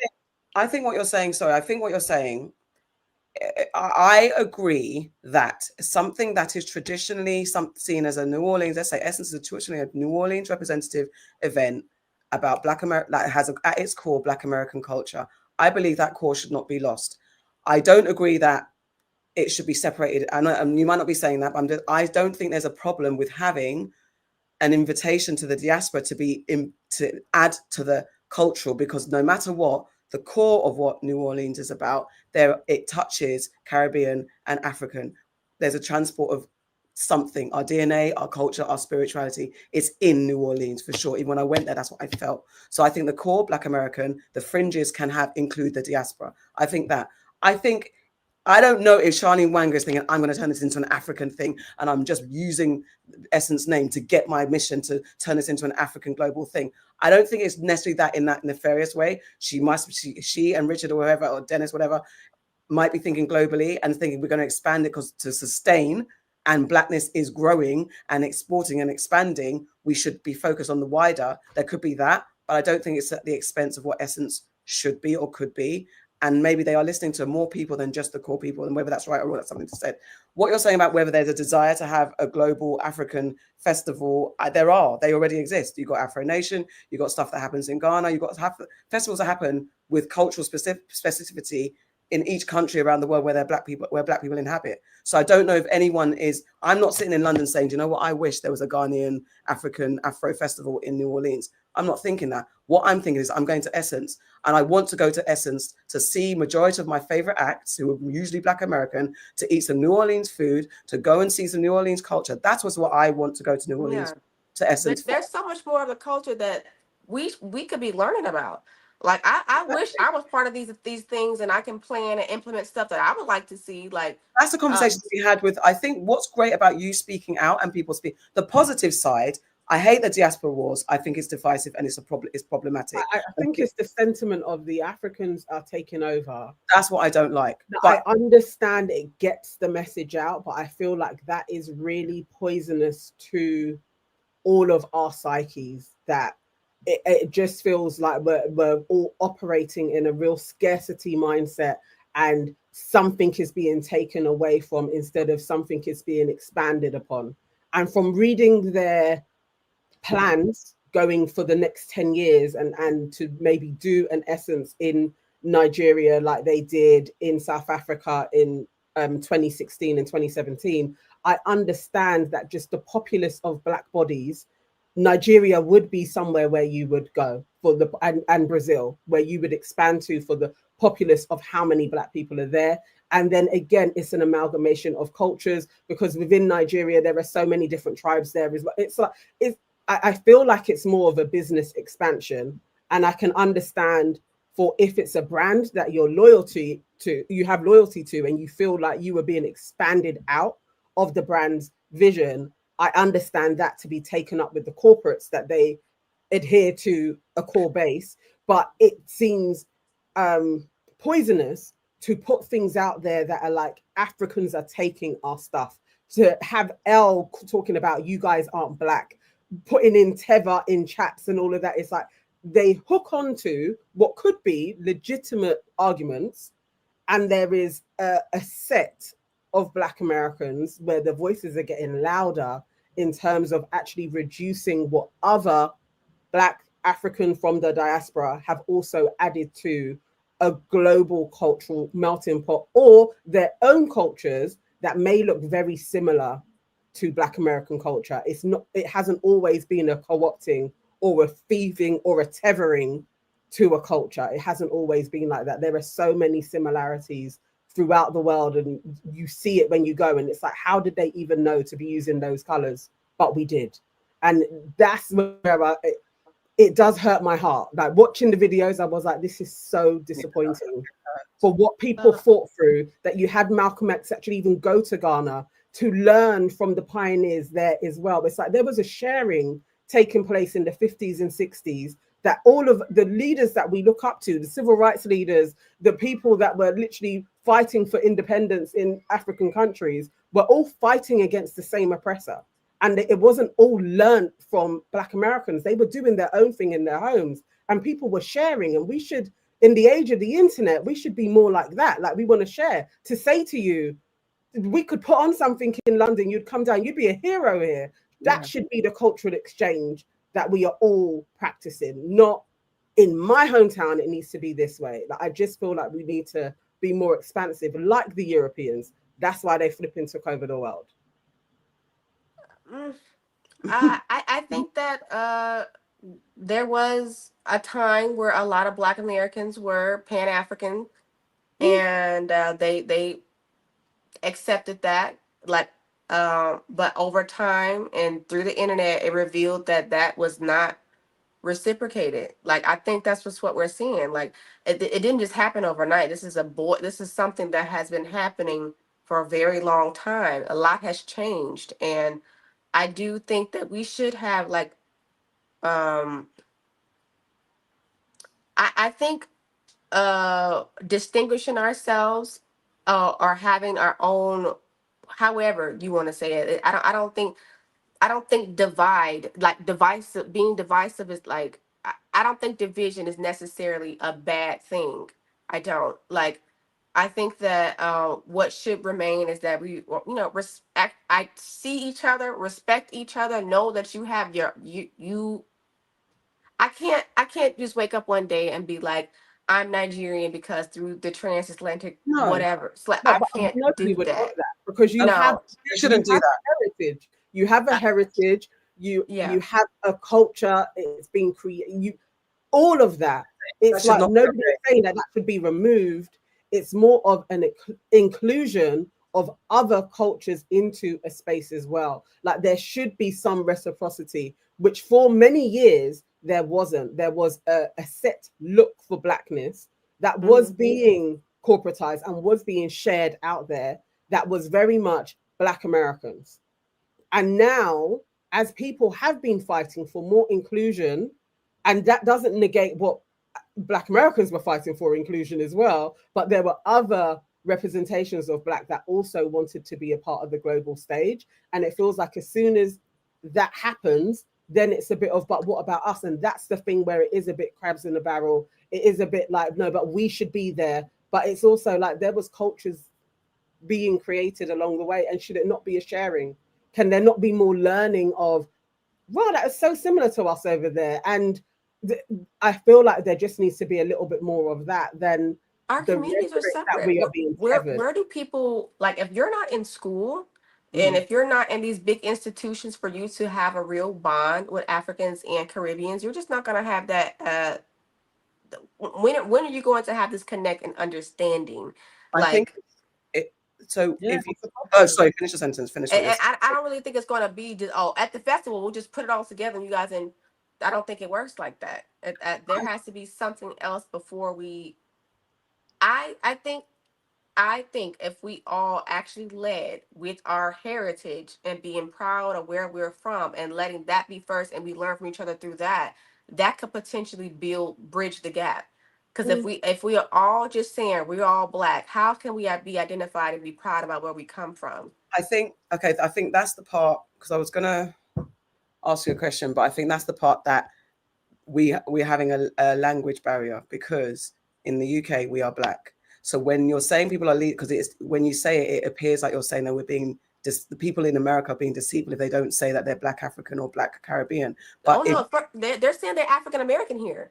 But then that's because if you're born in Right, but I definitely understand why they would call themselves African American, but the context of how that word exists and why we use it, and now it's confusing, you know. But I think that's because I think for a long time, because as you said, the word black, we've gone from Negro, colored, black, and then there was a time when, especially when Pan-African was a thing, and especially during the time when we were fighting against apartheid and in solidarity, then everyone started, like Black Americans started identifying as African American as a sense of pride, to reclaim their, like that pride and connection with Africa. So it became a bit of a faddish, because I remember, again, I said I'm a 70s born kid. So when hip hop turned kind of Afrocentric and everyone was wearing the kufi hats and the shikis, my culture was being worn. And so it was like things that represent what I know is me and who we have had. Because I was going to ask you, what is your understanding of what Africans and Caribbeans are? Because in the UK, being African was seen as a shitty thing, to be embarrassed. People used to hide that they were African because no one wanted to be associated with being African, because you had 4C tough, picky, nigger knots, peppercorn hair, the kitchen was rough, all of that stuff. Anyone that looks like me, specifically with a square nose, thick lips, dark skin, people wanted to disassociate with that. And if that was seen as African, you wanted to disassociate. So we know that that negativity has been exported around the world. So even to identify as African American was a big reclaiming of getting in touch with your roots. So I think now when people come to America, and whether they're born there, but yet their parents are Ghanaian or Nigerian or Caribbean, whatever the case is, they are born African American. Their citizenship is African American. So it's not that they're being deceitful. And then if you say I'm black, and then as they grow up, I'm black. But then if you want to get to, well, actually you're not black because you're not from here. You've got heritage elsewhere. But then that's getting into the weeds of what does it mean? I'm like, would they ever? I don't see the purpose in just saying you're just black to me though. Like I can see them doing that to someone who's not black at all. But like, why? Oh, if we're in conversation, I'm in America. I was born in America. I'm going to, and my parents happen to be first, second generation Ghanaian, but I'm born in America. My birth certificate will call me Black American. I don't know how your certificates work. Black American, right? I think it's different now. Maybe it's different now, but this is the thing. It's only happening now. The dissection of people's backgrounds is happening a bit more now than it was before. First and foremost, I'm born in America. I'm going to call myself Black American. I'm not going to call myself anything else. If we have a conversation, I meet you, Deja. Hey, Deja, my name's Akria. Oh, okay, I'm from Chicago. You're from Chicago. Well, okay, cool. Then we start talking about parents and say, oh, actually, my parents came over in the 60s from Ghana. You can't. That's never happened, because when I talk to people with an immigrant background or your parent, they always just tell me where they're from. I never had the conversation where I'm just black. That has never happened to me. So I'm misunderstanding what you're saying. Because like, why? No, not me personally, but I have seen on the internet, like people are saying, "Oh, I'm first generation African American." I'm like, "Oh, I never heard that before until recently." First generation African American. What does that mean? Sorry. Yeah. She's first generation. Like she is she's African and she's American, but she's born like the first generation of people. Like that's what like we say. That's what we do in the UK. Generation Black British. Oh, how else would you explain it then? Because I was born here, parents are from Ghana, so I'm first generation Black That's British. just not something I like when I'm around other. We don't really there. That's not a first generation. We've been here generations, so I can't like. Yeah, so wouldn't that be saying the distinction? So we're different, like but like the term, like I don't call myself African American because I learned that's not what we thought it meant. When I learned about that, they made it seem like it was for people who were not first generation anything. That wasn't a thing when I was introduced to that terminology. Yes, this is what's happening. There's an evolution because literally for me listening to, I think, let me just use the Read podcast as an example. It was through their conversation, Crystal and Kid Fury, and Kid Fury's Jamaican American and Crystal's Black American, just for distinction. So they even had a conversation where Crystal stopped saying she's African American because the language was starting to change, because I guess there's more of a new wave of immigrants who are coming in, and if you call yourself African American, but actually I am African American because my parents are from Africa and I'm in America, so then it got confusing that to say that you're African American is different from being like you're Black American, so that there started to be a separation of that. And that's what's happening. It's just a language is evolving to kind of understand who is African American because you're from Africa. And I guess now there'll be more of an introduction of saying, I'm Caribbean American, I'm Jamaican, if you want to be specific. Yeah, that's how I am Black American, like you would say, I'm Black American. And I just think it's just a natural, just understanding language, because there's a new wave of Blackness existing in America, that what you're not used to is what we've been used to in the UK for a longer time, because we don't have a one homogenous Black, because we have our communities of Caribbean and Africans that are in the UK. And a lot of Black people don't. It's happening now in the reverse. We're doing it in the reverse. There is now an evolution of Black British people who are not necessarily touching their Caribbean or their African roots. They say that we're from here. We've got maybe second, third generation. We are from here, so we are now Black British, and that is it. And I think what's happening in America is in the reverse of what's happening in the UK. That's what's happening. Yeah, and it's I would say it's going to probably be a reclassification. We done been through these a lot, and so with something like that happening, I think you're going to have a lot of pushback, because now now that with our new language that's developing in media, and that's also a language. What are you saying when the people that you invite to these black in the way that we learn and we're taught, in these Black centered spaces, and they are Caribbean and African only? What does that mean? And they're not saying like, oh, they're not saying that. They're just saying these are Black people, which I understand. Now that we have a little bit more context, as somebody who is not first generation anything, that's not something that I grew up with. We don't and it's not just a small pool of us that didn't grow. It's a lot of us who grew up like that, who are not first generation of anything. We've been here for a very, very long time. Like, and now this is a new language people are adopting. I'm African American. I'm like, oh, okay, that's new. Or I'm just Black. I'm like, in what way would you ever just because now because of the language is now people are feeling displaced. So now they're like, so if this is Black, I am not Caribbean, I'm not African. What am I? That's not. I know people don't look at it like that, but you have to like understand. I get it. People feel displaced. I get it. I would advise. I can't even. I get it. I can't even, because I can understand how you can feel displaced, but in my utopic viewpoint, you shouldn't feel displaced, because what should happen is, and I think this is what's happening, is a kind of defining what this is, what it means to be Black American, but it shouldn't also be a barrier to entry or a anger or a versus us. That's what it shouldn't be. I wasn't angry about it, but I don't like when saying Pan-African ideology is not really helpful.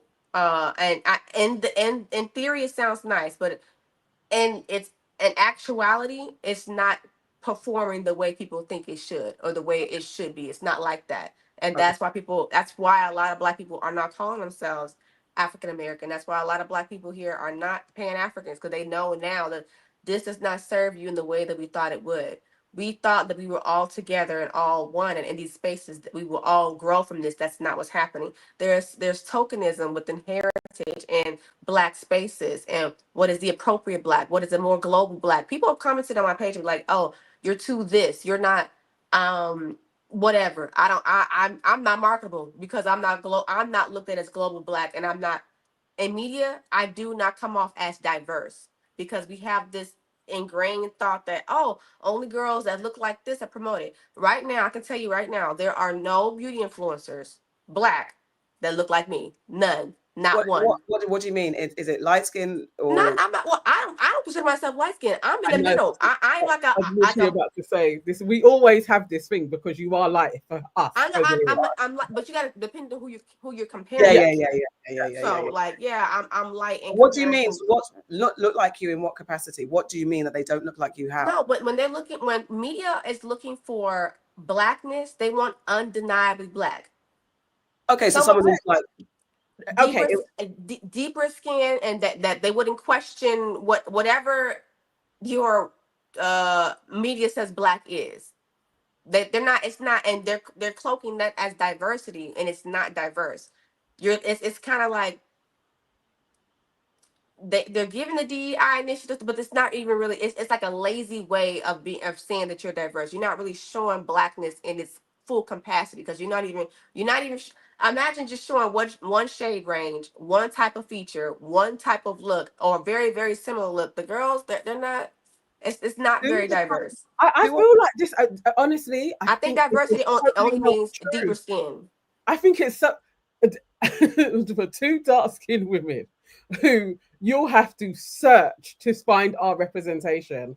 I think this is the craziest thing, to have another Black person really be like, the representation of Black now is dark skin. I actually think that honestly, I think it's ludicrous. And media representation of Black globally is always first and foremost, it is literally a light-skinned person. And when I say light skin, I'm talking about what we would call a mixed race, you guys would call it biracial. They dominate. That color scale dominates in all spaces. Then you'll have a secondary, and is depending on what industry, what they are putting forward, is usually a medium complexion Black. And then you will have small representation of dark-skinned women. And then within the dark-skinned pool, if they want to be like, we are ultra in and we are really global, they will have an East African. And then generally, you will still see a few representation of dark-skinned women in there. But by no means is dark skin to very dark globally accepted and heralded and everywhere. Absolutely as Black. No, like, I mean, so what I'm talking about is from the beauty space, because this is what I do. Okay. Like in media and beauty, that's what I'm talking about. So in media and in beauty, and especially with makeup, because the language has been, oh, there are no shades for deeper skin.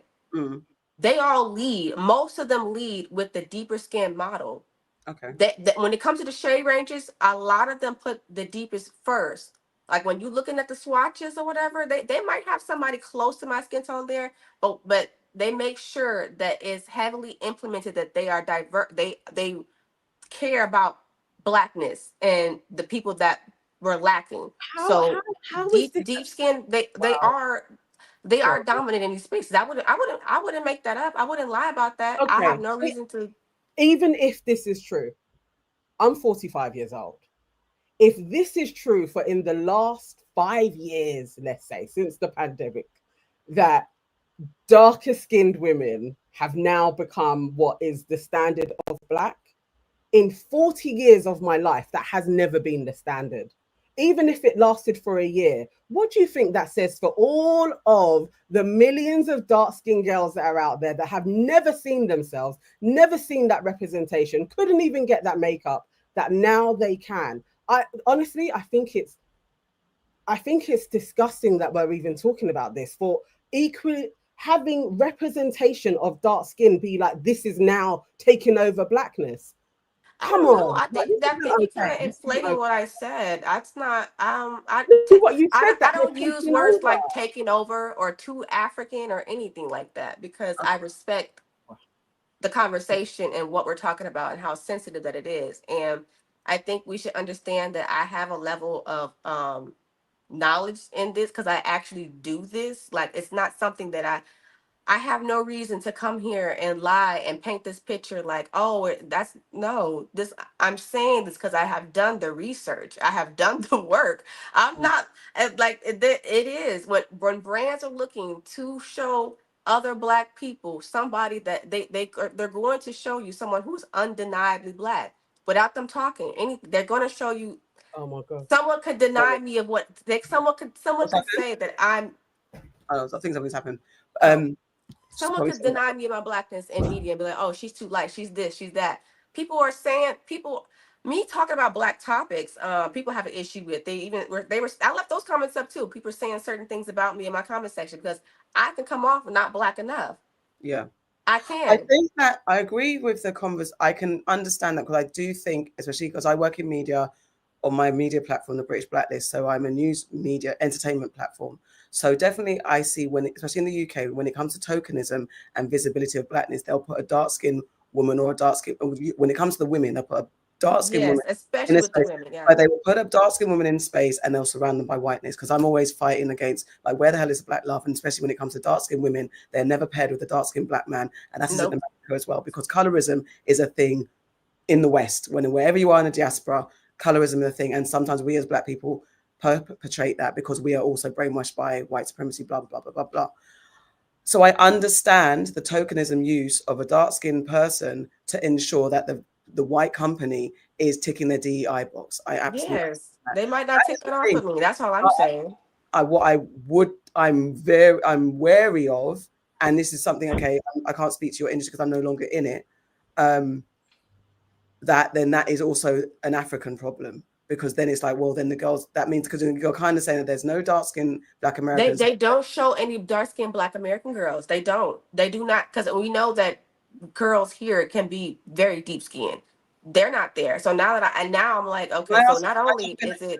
Can I jump in and also say that definitely the colorism conversation has been rife in America as it is in the UK. And we don't have, like, Viola Davis is one of the few. Lupita Nyong'o came from Africa. So I'm talking about who are the dark-skinned, as dark-skinned as Viola Davis, who are prominent Black Americans that we ourselves in the Black creative space hiring and celebrating. Because even I'm veering off, but I just wanted to explore colorism from a Black American viewpoint, because that is a thing that has also been exported to the world, that a certain tone of woman, of beauty standard, the Beyonce is the pinnacle of beauty, and the young, let's say a younger Viola Davis is not. That has been the separation, and that has been my whole existence up until today. When I was watching Joe Biden's podcast, his podwives, all the Black men that are either with a white woman or someone who's light, there's not one of them is with a woman that looks like me. But yet they're saying that they're with Black women, that's their partners, they love Black women, but yet not one of them looks like me. There's colorism afoot in the industry. So what are you saying? So that's there, and there's a difference. So with celebrities, the only time I see blatant colorism is with men. I see it like when they're picking their partners. I do not see it as often when they're marketing for like makeup. If they're trying to check off the DEI box, they're going to get a deeper skin model that's undeniably Black. Now, if we're talking about if we're talking about the fetishization of biracial light-skinned women, is usually in conjunction with a man. Like who dominate the industry, right? In the industry, and possibly like regular everyday men. Like it's usually it's guys. I'm not really seeing the biracial takeover in the makeup space. It's not like that. Okay, but then that's one microcosm. That's big. Makeup, beauty, and media. I would say that's a large part in capitalism. Large part. Everybody wants to be beautiful. Like that's beauty. If a woman don't have anything else, your beauty can still get you places. You can still get you things. You still have, even though it's not money, that's still capital that you have. Like that's something that people will continue to buy, and you might not ever get the beauty that you want, but this beauty is big.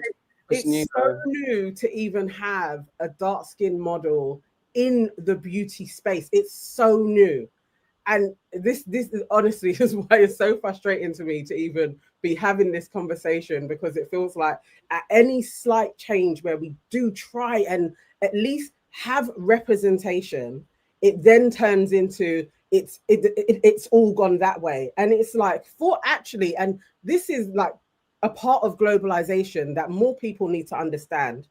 There are way more dark-skinned people on this earth than there are the lighter shades of Black. So I expect to see dark-skinned Black women there, and they're not. I agree. There's a lot of dark-skinned people, but there aren't any very popular dark-skinned Black American girls in the beauty space. There's not one. So they're not American, but they are from. They are Ugandan. They're Nigerian. Those are the only ones that they elevate. Yeah, those are the only ones that they really elevate. And like as far as if there's 5 spots that are going, all 5 should be occupied by Black Americans. Although their markets that they're going to are going to over 100 countries where they are marketing to Black people. It should be Black Americans that are the face of that. Is that I what didn't you're say saying? so. I will never speak in like all or just complete. Like no, I need to be a balance. I'm just saying that they should be there. It's not. It's a lack. I think I understand and I respect the fact that, because this is, then white corporations is what they do. They pick and choose and they cherry They pick. do, and they And, tokenize it. and, They do. They do. do. I agree with that. And I understand if they're purposely going for, okay, this person needs to be African, because also white people can be fickle. And like, so Nigerians are popular, let's go and get a Nigerian to do this, that, and the other. So where that is a problem, especially if you're picking from within the country that there are people already doing it. Yes, that's literally what's happening. I understand that, but then I guess the conversation shouldn't be between us. It should be towards the, in quotes, the oppressors. And it shouldn't be, because then when we're reading the comments, and comments are comments, and then when we're having people, cultural leaders and people with followings saying it's the Africans and the Caribbeans that are taking over and they should stay in their lane and they shouldn't, and they should and their tethers and this, the conversation is at the wrong people, because people are just going to survive no matter what. If I emigrate to America tomorrow, I'm a content creator and I'm a journalist. I'm going to go and find a job at Essence. I'm going to get on my YouTube and start talking from my spot in New York or wherever I am. And I'm just going to talk and be Black. And then someone's going to say, well, you immigrant, you're taking over our culture. You're tethering us, you're copying us. And I'm like, I'm just being Black in this space. I just happen to move to America. So that's something I cannot then say, well, I'm going to now just be a nurse or a doctor. Yeah, or no. I think people are confusing that. You should go after your dreams and do what makes you happy. But when people are saying don't do that, because basically that's what the language. I think I asked someone in our comments, what do you want a an African, an immigrant Black in America to do if they have skill? What do you want them to do? That's it. I'm not at what I personally. I don't say that those people can still they'll take what I say as inflammatory anyway. But I make sure I'm careful with my words and I don't say talk like that. You should go after your dreams. You should do what makes you happy. But when Black people of a specific heritage are talking about a situation that is happening, listen. Don't say it's divisive. Don't say you're being white. Don't say that it's this conversation is crazy to talk about. We have to talk about these things. The lack of conversation is how we got here. I think people not being open about it is how we got here. I agree. I agree with you. It does need to be spoken about, but then in opening up the conversation, you're going to hear a response. And I can't control that. Reciprocity. That is the thing of. And even as you said it, it's like to just listen, and it's like we can't just, because it's not passive, because these conversations, and when it does lead to xenophobia, is basically what happened in Rwanda. It does lead to people killing each other. When you think that there is scarcity in my cultural worth, what I am representing is being dominated, is being stolen from me, that is when you truly have shit happening. So it's like, I don't take this lightly, like this is just content creation. When I see content creators talking about the Africans have taken this from me, or the Africans are quiet, or Black Americans are lazy, it's like all of these talking points are a problem to our global Blackness and us being able to fight against being oppressed. When we are all in our own little fractions, and we can do that for ourselves, we are all different. We don't have to be collectively like one homogenized Black, because we're not. We absolutely are not a monolith, and everything should be celebrated, but we shouldn't be like, you are taking my spot, which I absolutely deserve. And that's what it sounds like. And that's where it's a problem, because when we start seeing each other as food, that's when people die. And that's what we don't want. So yes, we need to have these conversations.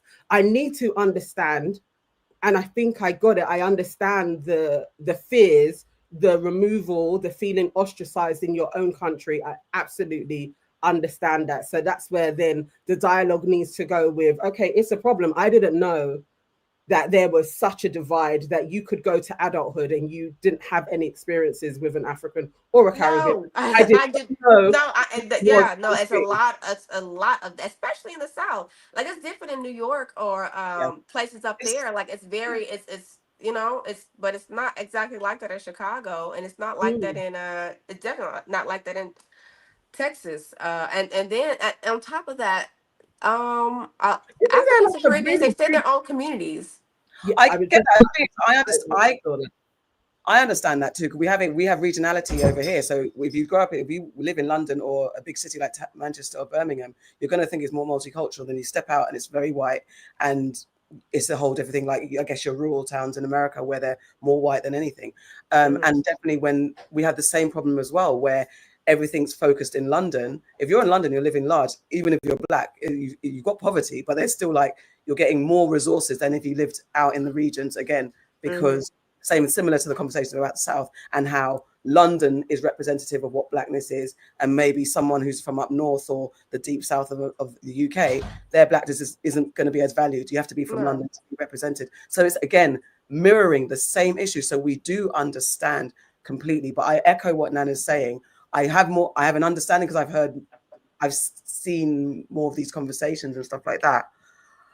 But the conversation that as Nana says, it's not passive. We are going to argue. We're going to say things. We're going to misunderstand. We're going to repeat ourselves. We're going to break it down. And hopefully you've also got some understanding from where we're coming from, so that these conversations it's not going to go away tomorrow, whatever. No, we need to keep talking about it for there to be understanding. Because I think one thing I didn't get to ask you, and I don't want to go round and round, but what even were you when you were growing up? What did you know about Africa? What did you know about Caribbean? What were you told? Was there anything positive? So I never heard anything. Well, growing up with Africa, I really didn't have any type of. A lot of us looked at Africa like just one big place. Like I didn't even know about the country, how many countries were there, and everybody is has their own culture. It's different. We didn't know. We saw those commercials. I don't even want to. We saw those commercials, and what my experience with it was my mom like, you better eat your food because you don't want to be starving. That's all I got. Like there are starving children in Africa. Like, eat your food. Like that. Like there's starving children in Chicago. There's starving children in New York. But that was about that. And then maybe the next experience I had was one person. She was Eritrean. She was a teacher. She's my teacher, but she's like a missionary lady. Okay. And she was the first person that told me that I was not African American. Okay. Really? She said that you are not African American. She said, I'm African American. You are black. Okay. And after that, I was like, Did she say as a negative, or did she say as a? No, she's a nice lady. You know, I think she was just like more blunt. I think so. And there's grace with me as far as like people, because she's not from America, so the way how she communicates is going to be a little different. Yeah. And so I didn't take it to heart. Like, I was like, oh, okay. And then I just kind of just saw things very differently. I'm like, well, I don't call myself African American. It's not a diss to Africa, but like saying it for me, saying it like, what part? There's so many parts now that I know what part. Just saying African American for me, that doesn't. I kind of really don't even think it makes sense for first generation African immigrants too, because like you know where you're from, you know where your people are from. You could say I'm Senegalese American. I'm Nigerian American. Yeah, you can say. Why would you just say African when you know exactly where you come from? Because it's for the quickness. It's like saying black. Like it's the same thing. It's for the quickness. I'm over here. I'm black. If you want to get deep, I'm African. If you want to get deep, I'm Ghanaian. It's less levels of communication. It's quickness. So I might not. It's just language. People speak quickly, and not everyone's thinking in the hierarchy of who they are. Sometimes it's just I'm just black because you know what? When I go outside, police are going to snatch me up for whatever the case because they just see a black face.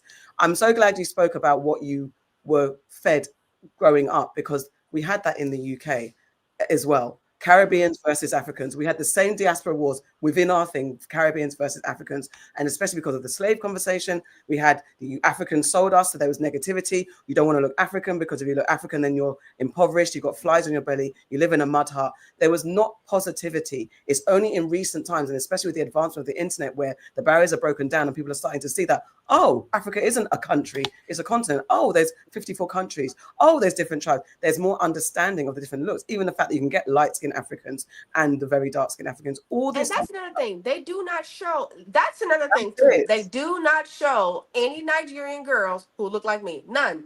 There is not one in the beauty industry. They are all. I would say like, or is Jackie Aina not seen as in the beauty industry? Is that different?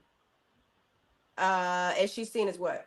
Like, because I would think that I think you're a little bit lighter than Jackie, but I would say aesthetically, I would be like, yeah, well, Jackie Ina's there. She's American, Nigerian. I think one parent is Black American, the other is Nigerian. She's married to a Ghanaian man. Like, I would have thought, and he's Black British. Like, but do Black Americans see Jackie Ina as an African, or is she an American? Yes, they see her as African. I grew up with I thought she was she is Nigerian. I never really I don't know.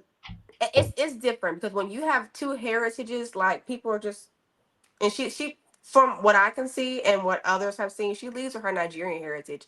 Okay. Like, she doesn't. It's not. I think this is all about fact finding and rebranding, because Africa needs to have Africa has long had to need a rebrand, because all we've had is Band-Aid. We are the world. These people need help. They are not independent. They depend on aid. I think it's interesting that the rebrand is to me, from what I can see, it looks like it's happening through the Black American identity. And I'm like, if you want to rebrand the misinformation that we've gotten here, this is something that you have to kind of like create on your own. Like, it has to be so that it's not that. Just to correct you, it's not. It's, you're seeing it because you're in America. We've got it coming in America, in the UK, everywhere that Blacks are have emigrated to. Their identity is their identity. Black America, unless they were born in America, and they can only be what they see. So if I'm born in the UK, I have a British UK sensibility because I was born here. When I go to Ghana, they know that I'm not from there because I have British, because I was born there. So America, and you know what the funny thing is going to Ghana, they also know that we're not American, because there is a British aesthetic. There is a Black British aesthetic that when we spoke about the soul food thing, and there was loads of comments and people were like, look at them cosplaying as Americans. And it's like, we are so not. Like, this aesthetic is over here. You could go anywhere and you would tell subtle differences, but it's not co-opted from an American space. It's actually like, it's subcultures that grow up when you have fusions of and Black. You call it soul food? No. I made a mistake. Don't kill me, Deja, I beg. I made a mistake. Well, I won't even say I made a mistake. We were talking about soul food. And I said that we have a version of soul food in the UK. I got killed. Do not come for me, Deja. I got killed by you people, by you Black Americans. You killed me. You know what the funny thing is, though? A guy, and a Black American, actually, I was watching him. I can't remember what his name was. And he said exactly the same thing that you said. And it literally was like, I went to the UK and they have similar versions to what I would call back home soul food. And it's like, that's literally all it is. You can go wherever you go, you will see there are similar ways that things are prepared, cooked. They look similar, may taste different, but it's just similar. It's like, you'll go to a country and you seek out the Black food. As a Black person, that's what I do. I try and find a Black food spot. That was the commonality that we were talking about. Not that somehow within our time here for like the last 100 years, we had been able to create the same recipes that you guys had in the South, and we are now calling it soul food. That is not what was said. But these are the things where it's like, okay, it doesn't need to be like a visceral attack on, you've got us wrong. There's something in that. I don't know. There's something in maybe it's a fear and insecurity, like something is being stolen, and it does. And I don't think that is what's taking place. And in a way, that was kind of what Black people have with America. We have not had our. I know media paints life here one way, but a lot of people did not get the things that they were promised and what they deserved, and what they didn't get it. That's very clear. I think that's one thing that's been said in the comments to us that we don't understand. Because someone said to me, what offended me so much, one of the things that offended me was someone said, you don't understand Kendrick's Super Bowl performance. I was like, how can I not? How can I not, as a Black person? I think it's that. I don't have to be from. Saying it is a trauma. I don't have to be from Compton to understand what the fuck everything that Kendrick was talking about in that and what it meant to Black people, and I know what it means to Black Americans. So we do know that you haven't got your 40 acres and a mule. I've grown up learning that. I know that there's a vocality that Black people have from America and from around. We have not. None of us have been given our just rewards from the effects of slavery and colonialism. None of us. Africa is still being raped and pillaged today. Our mobile phones, our laptops, because the white companies are stealing our shit and selling it back to us. Black Africa is in a chokehold to the global debt because of white supremacy and colonialism. Your 40 acres and a mule has not been given out to anybody. What you deserve in America, Black Americans who built America, you have not been given it. We haven't, and we understand that. No one looks at you guys and thinks you've got it living large. You have a different economy bracket to us in the UK. There's a different success bracket that you guys have. But we understand your suffering 100%, just to let you know that. Yeah. But yes, let's go on to lighter thing because we've talked and talked. Deja, tell us in 5 minutes before you have to go or whatever. What do you do? What exactly do you do? How can we support you? What are you trying to achieve out here? Hopes, dreams, goals, wishes.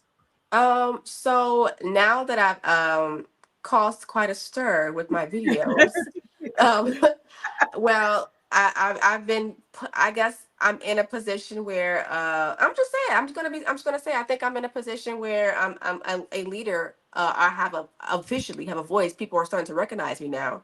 Sure. And I just want to continue to share my love for nostalgia and just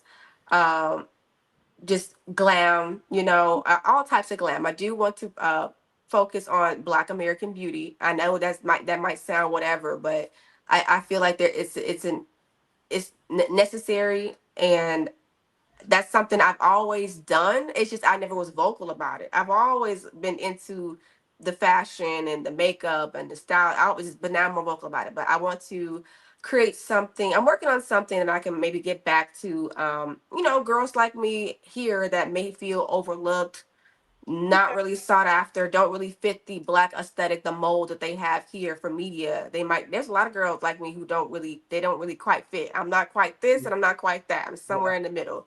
So I want to bridge that gap, talk to those girls, inspire those girls, create something that I could potentially get back to. I want to eventually, I want to have products. I want my own products. I've been talking about other people's products, and I think, media, the ads, and what I want to see is there's something missing. I want something new. I want something nostalgic, and I want to put it together, and I want to give it to the girls. I'm just a creative girl in her room with an opinion, and I plan to give back. I like that. I think that's good. I feel like it's always needed. Whatever you feel is missing from out there, and you create it yourself, there's always going to be a whole load of people that are also like, I want that too. Yeah. And I get your nostalgia. Obviously, it must be like 90s. Yes, I love it. And you know what's so crazy? You, out of everyone, you said my middle name correctly. Deja Zhané. Yes, they get it wrong here all the time. Look at that, sister. What did they call it? How did of course. Oh, okay. But then, no, didn't we have a group? Yes, that's where I got my name from. And you see, I just say that the dark skinned girl from Zhané, people used to, when I was younger, they would say, you kind of look like her. She looks like my sister. Yeah. We are kin. I think she got it because I was getting told I look like her too. Whenever there is a dark skinned girl that comes along, Patra, when she literally, you know, like Patra, it's like, it's always. Oh, yeah. See, yeah. I was going to say, Deja, the day you book a ticket to come to London, you better come and find us, because I trust. Yes, I would love to come to London. Yes. I would love to. Come see us and come see your cousins in the UK. Right? Yeah. Yes, that would be a fun time. Whenever we have trouble with understanding Black American culture. Yeah, I'll come to you.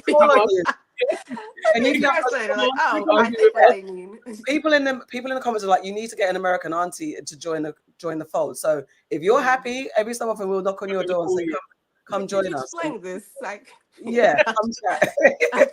Okay, yeah, I'll be open to doing that. That's cool. Thank you. Really appreciate you for joining the conversation, and it's not an easy one. No. Appreciate your grace and patience. I appreciate we're not going to see eye to eye on everything, but this is what's important, I think. Yes, the dialogue, the it. conversation. This is what's most important. Understanding, yes. So for me, this is a win. You guys get to see, you get a little bit of my aura, who I am. You know what I'm saying? I feel like it can come off a different way in video, but now that you can kind of see a little bit. I'm not like I'm not like that. Like it's just. But yeah, I'm glad we had this conversation. It went well. I like the dialogue, and that's what's most important. Yeah, appreciate you. We'll talk more. Thank you. We will let you get back to your day. Yes, thank you. Y'all have a nice day. I don't even know how to hang up. How do you do this? I can remove you, but I don't want to. I will politely remove you. Okay, I'll just wave. Okay, take care. There we go. Give me a point. I'll say thank you to her. I'll do it when we finish. God, I couldn't even get to the comments. I mean, you guys, yeah, sorry. You guys comments were flying. Thank you. Yeah, it was a lot. That was a lot. There was lots of points in there. I will watch this back and study it through. We have to clip this out, to be fair, but I think we need to watch it back just to double check. What do you guys all think in the comments? Sound off now, and then we'll start reading. We're supposed to go out. I wanted to get a nap in. We've got to go. But I that may not happen. I also wanted to plait my hair. No. Oh, Strike 22. Strike says, go on. Thank you, Strike. I think go on. I think I speak for everyone when I say we need to set up a fund for Nana. Looks like she's going to be needing a drink going forward. I had to take a breather for a second. I know I am the dark skin representation. Sometimes I feel like it doesn't hit me, and then somebody will say something and I'm like, oh no, I'm actually viscerally triggered at this, because I love that I can actually scroll through and see my color being represented, because that wasn't a case for most of my life. So for somebody else to be like, now I'm not represented, when literally your phenotype has been the representation of actually dark skin fashion, it does hurt me. And I don't even have a daughter, but there is something, if I had a daughter, it would. So yes, I had to take a breather. Thank you, Kevin, Mr. K. I think every time the diaspora wars come up, always play that Malcolm X clip I once shared with you. I hear you. I know. It's like we kind of need that clip on deck, because it is the collective experience, and we need that more. It's not this one should have it and that one is taking it. It should be like, actually, let's move away from a scarcity mindset, because that's what they do. That's what they do to us. They literally have us pitting against each other, and it's like, please, when's that going to end? Within my lifetime, let's make that happen. Yeah, I think the thing is, I really do understand, because it's something I've spoken about before, about when they hire something that visibly covers all boxes. They do that in films and TV a lot. Like they'll come and cast a Black, LGBTQ, disabled, all the diversity in one bracket, and they'll make sure the person is dark skinned, and they don't care about what that means for fair representation in every facet. So what she was saying, I'm not in that space, and you can't take away from people's immediate experience of, if you're feeling like, actually, you know what, there's an element where they're actually employing or only working with dark skinned people in order to tick their boxes. That's a problem. And if you're feeling that in the immediacy, I understand how that's a problem, because I would see it's the same thing when they're only hiring light skin. But for me, it's not the problem. It is if you're the individual that's not getting thing. You're not going to say, well, it's okay because there's not been representation. So for me to not get work, or my bag is being stopped and I can't move forward in my industry because the industry is being racist towards me or colorist towards me. It doesn't work anyway. It's just because it's been disproportionate to one particular group. But it shouldn't be to us. It should have. No, but I'm saying in your immediate bubble of a world, that's what you can't change in your immediacy. if that's what's true to her and her immediacy, I'm not getting booked because of that. If that's what it is being put back to her, there's always a way. There's always a way. But in your immediacy, if that's, I can't argue with that.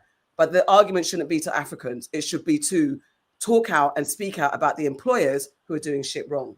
That's the point I'm making is it is not true. It is exactly the same as a white person who has been job hunting and they are not being employed, and they're like, all the jobs are being taken by the immigrants. It is not true. It can be that within your space and what you're trying to attain, you're in the wrong pool. You are looking in the wrong place and you're blaming another set. That's the thing where I'm like, actually, too many, when people from the outside, or they've made it and they're like, you know, like you guys don't get anywhere because you have a victim mindset. Yeah, literally, you can do that to yourself. When you start looking at something, the universe will reflect it back to you that this is the truth. And it's not true. It's literally, it's not true. If you do the research, there aren't more dark-skinned women. There aren't more East Africans. It's not true. But if you start searching for it, that's all you are going to see. That is literally the plan of reality. So it's like, without me going metaphysical on her, it's just like, it's not true. They aren't taking all the jobs. And even if you fought it, I was glad that she said she wants to create her own product. She wants to feed her community. There is always a community there that is seeking representation from somebody. Do that. When you go into a space of, and they're taking it from me, you're going to fail. And that's all I would say is it's actually just not true. They're not ruling the world. No, they're not. They're not. I'm just saying, in her micro bubble of her world, if that's what you're seeing, that's what you're seeing. And if you've got a problem, don't take it to us, take it to the people that you have a problem with, and you'll find out the truth as it goes. What I liked is exactly that. You're creating your own platform to speak to the girlies. I was going to ask, do you mean that people from around the world that don't look like, you know what I mean? Like, they can't, is it only for Black American? What is a Black American look? There isn't one, because you're getting into like, what does Black American look? But I didn't want to start a new conversation. We can have her back and have that conversation. Hold on, Maya. Thank you, Maya. Thank you for driving the boat to me, and professional. And AK, you are who you think you are. What does that mean? Thank you. I think. Thank you. I think. Thank you, Maya, for your contribution. Kevin, have you subscribed to the Black History Walks channel? I know about the Black History Walk. I think I'm subscribed to it. Yeah, I think I am. Chantel's business. Yeah. Yeah. They are Black. Oh shit. Yeah. Sorry. Yeah, I think so. Yeah, I think I saw it the other day as well. So yeah, you lot were talking. Let me just get a few of these comments. Mommy Princess says, my convo was over when she said all Africans that don't assimilate into American culture should be deported. I was shook because she never talked like that before 2.0 of King President, as I think Mommy carried on. Okay. Jordan Parker says, Nana, look up the diversity of Chicago and you too will find it hard to believe she hasn't interacted with other nationalities. Impossible. And Jordan, you're in America. I thought that Chicago was really mixed. I thought so. But then also Texas, because I know two sets of families that all kind of relocated to Texas from here. They are Nigerian. So I thought Texas had like a I think melting pool, but I don't know, because in the same way, going to New York and going through neighborhoods, I never knew that how segregated America could be until we were in there, and that was in New York. So that's when she said it. I've got to take it. If you said you ain't interacted, who am I to say whatever? That's maybe you have to say, because I think I keep on hearing it as well. So it's like, okay, that could be a thing. I was going to say also a certain generation, because there's a new. Maybe as someone's saying that they're first generation African American, there's a new influx or a new generation that's growing. And if you're born in maybe the 60s, 70s, 80s, where whatever generation she is, if she's similar to us, it might have been a shift. So maybe in Chicago when she was growing up, no. And as she said, when she was older. So now, as there's a shift in immigration and maybe there's more, that's why she hasn't interacted as a young person. So those key moments, all you got is the flies on stomachs and mud hut narrative. Yeah. I was like, newly formed immigrant communities generally do pull their resources together and they do separate, and everybody does that. Not just Africans do it, everybody does that. So that wasn't surprising to me, and maybe this is a moment in time, but there are other people that are around the world that you can learn from as well. So there's something here that I've missed. Is it just come through? Oh, here it is. Sasha. Thank you, Sasha P. Shake my head. I have to emphatically say that her thoughts do not represent how we feel in America. I had first, second, and third hand watching that. In my opinion, she has a lack of intellectual and world experience. I do think she hasn't traveled. That's why I'd love her to come to the UK. You need to travel. To have these opinions, you need to travel. Because I think the minute you travel, even if you can still be tribalistic and hold dear to your culture, but you start to understand why we are saying what we're saying. And I have to always lead with, we have been to America multiple times, and I have to lead with the way that Black American culture has been. We understand. You cannot tell me I don't understand. I've not lived it, but I understand it. Can't tell me nothing. I will never let any American tell me that I don't understand. So that's my influence. I feel like that's where I'm like, they can say that, but as soon as they start talking, I do always lean to what Blue said, and it's like, who is being the white person in the room? Because there is just so much of the, as she said it, we are owed something. Do you not think we all think we're owed something? So, there has to be some reciprocity in the conversation. We can't just idly listen. It's also, I don't like that rhetoric when we are talking with white people either. Yeah. Say your shit so I can understand where you're going from. Don't idly listen to black folk. You need a conversation for shit to change. It's not just, no, I'm just in the space just listening, because then I'm thinking you're plotting. Because if you're saying stuff that doesn't make sense, we have to rebut it, because you're saying things that you don't know. We have to have a rebuttal. You need to learn and actually understand other perspectives, because honestly, this aesthetic that is like you guys have tethered it from us is just too much. So I didn't know where Elle jumped in from. So Elle, you've been saying a lot of stuff. Imagine the entitlement of not living here in the United States, but at the same time telling a Black American that you understand our experience. That's crazy. Why is it crazy? Because you're then saying to me that I'm stupid because it's not entitlement.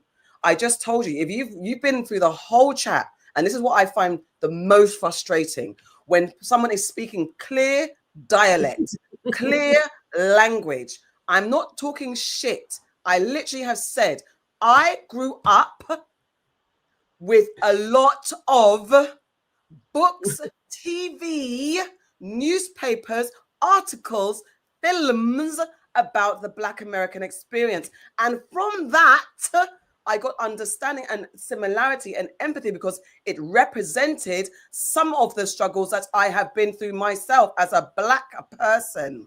Right?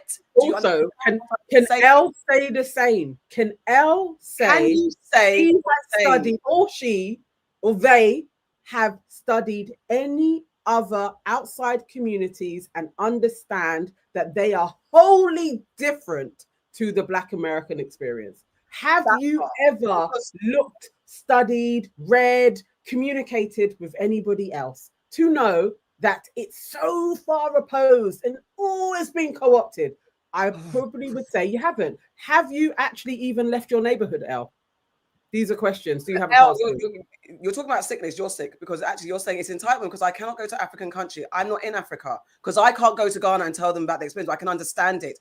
There's understanding. I understand. What is so hard to understand about the fact that you feel that you did not get your 40 acres and a mule? Why can I not understand that? What you tell me? Write it down in these comments here now. What don't I understand? I didn't say what. Somebody said Elle is aptly named. 100%. For real, Elle, do you want to jump on and talk? Come, okay, join the stage. Elle, come and join the stage. How do you do it? How do you do it? I'm doing it. Okay, because that was wild. Talk your talk.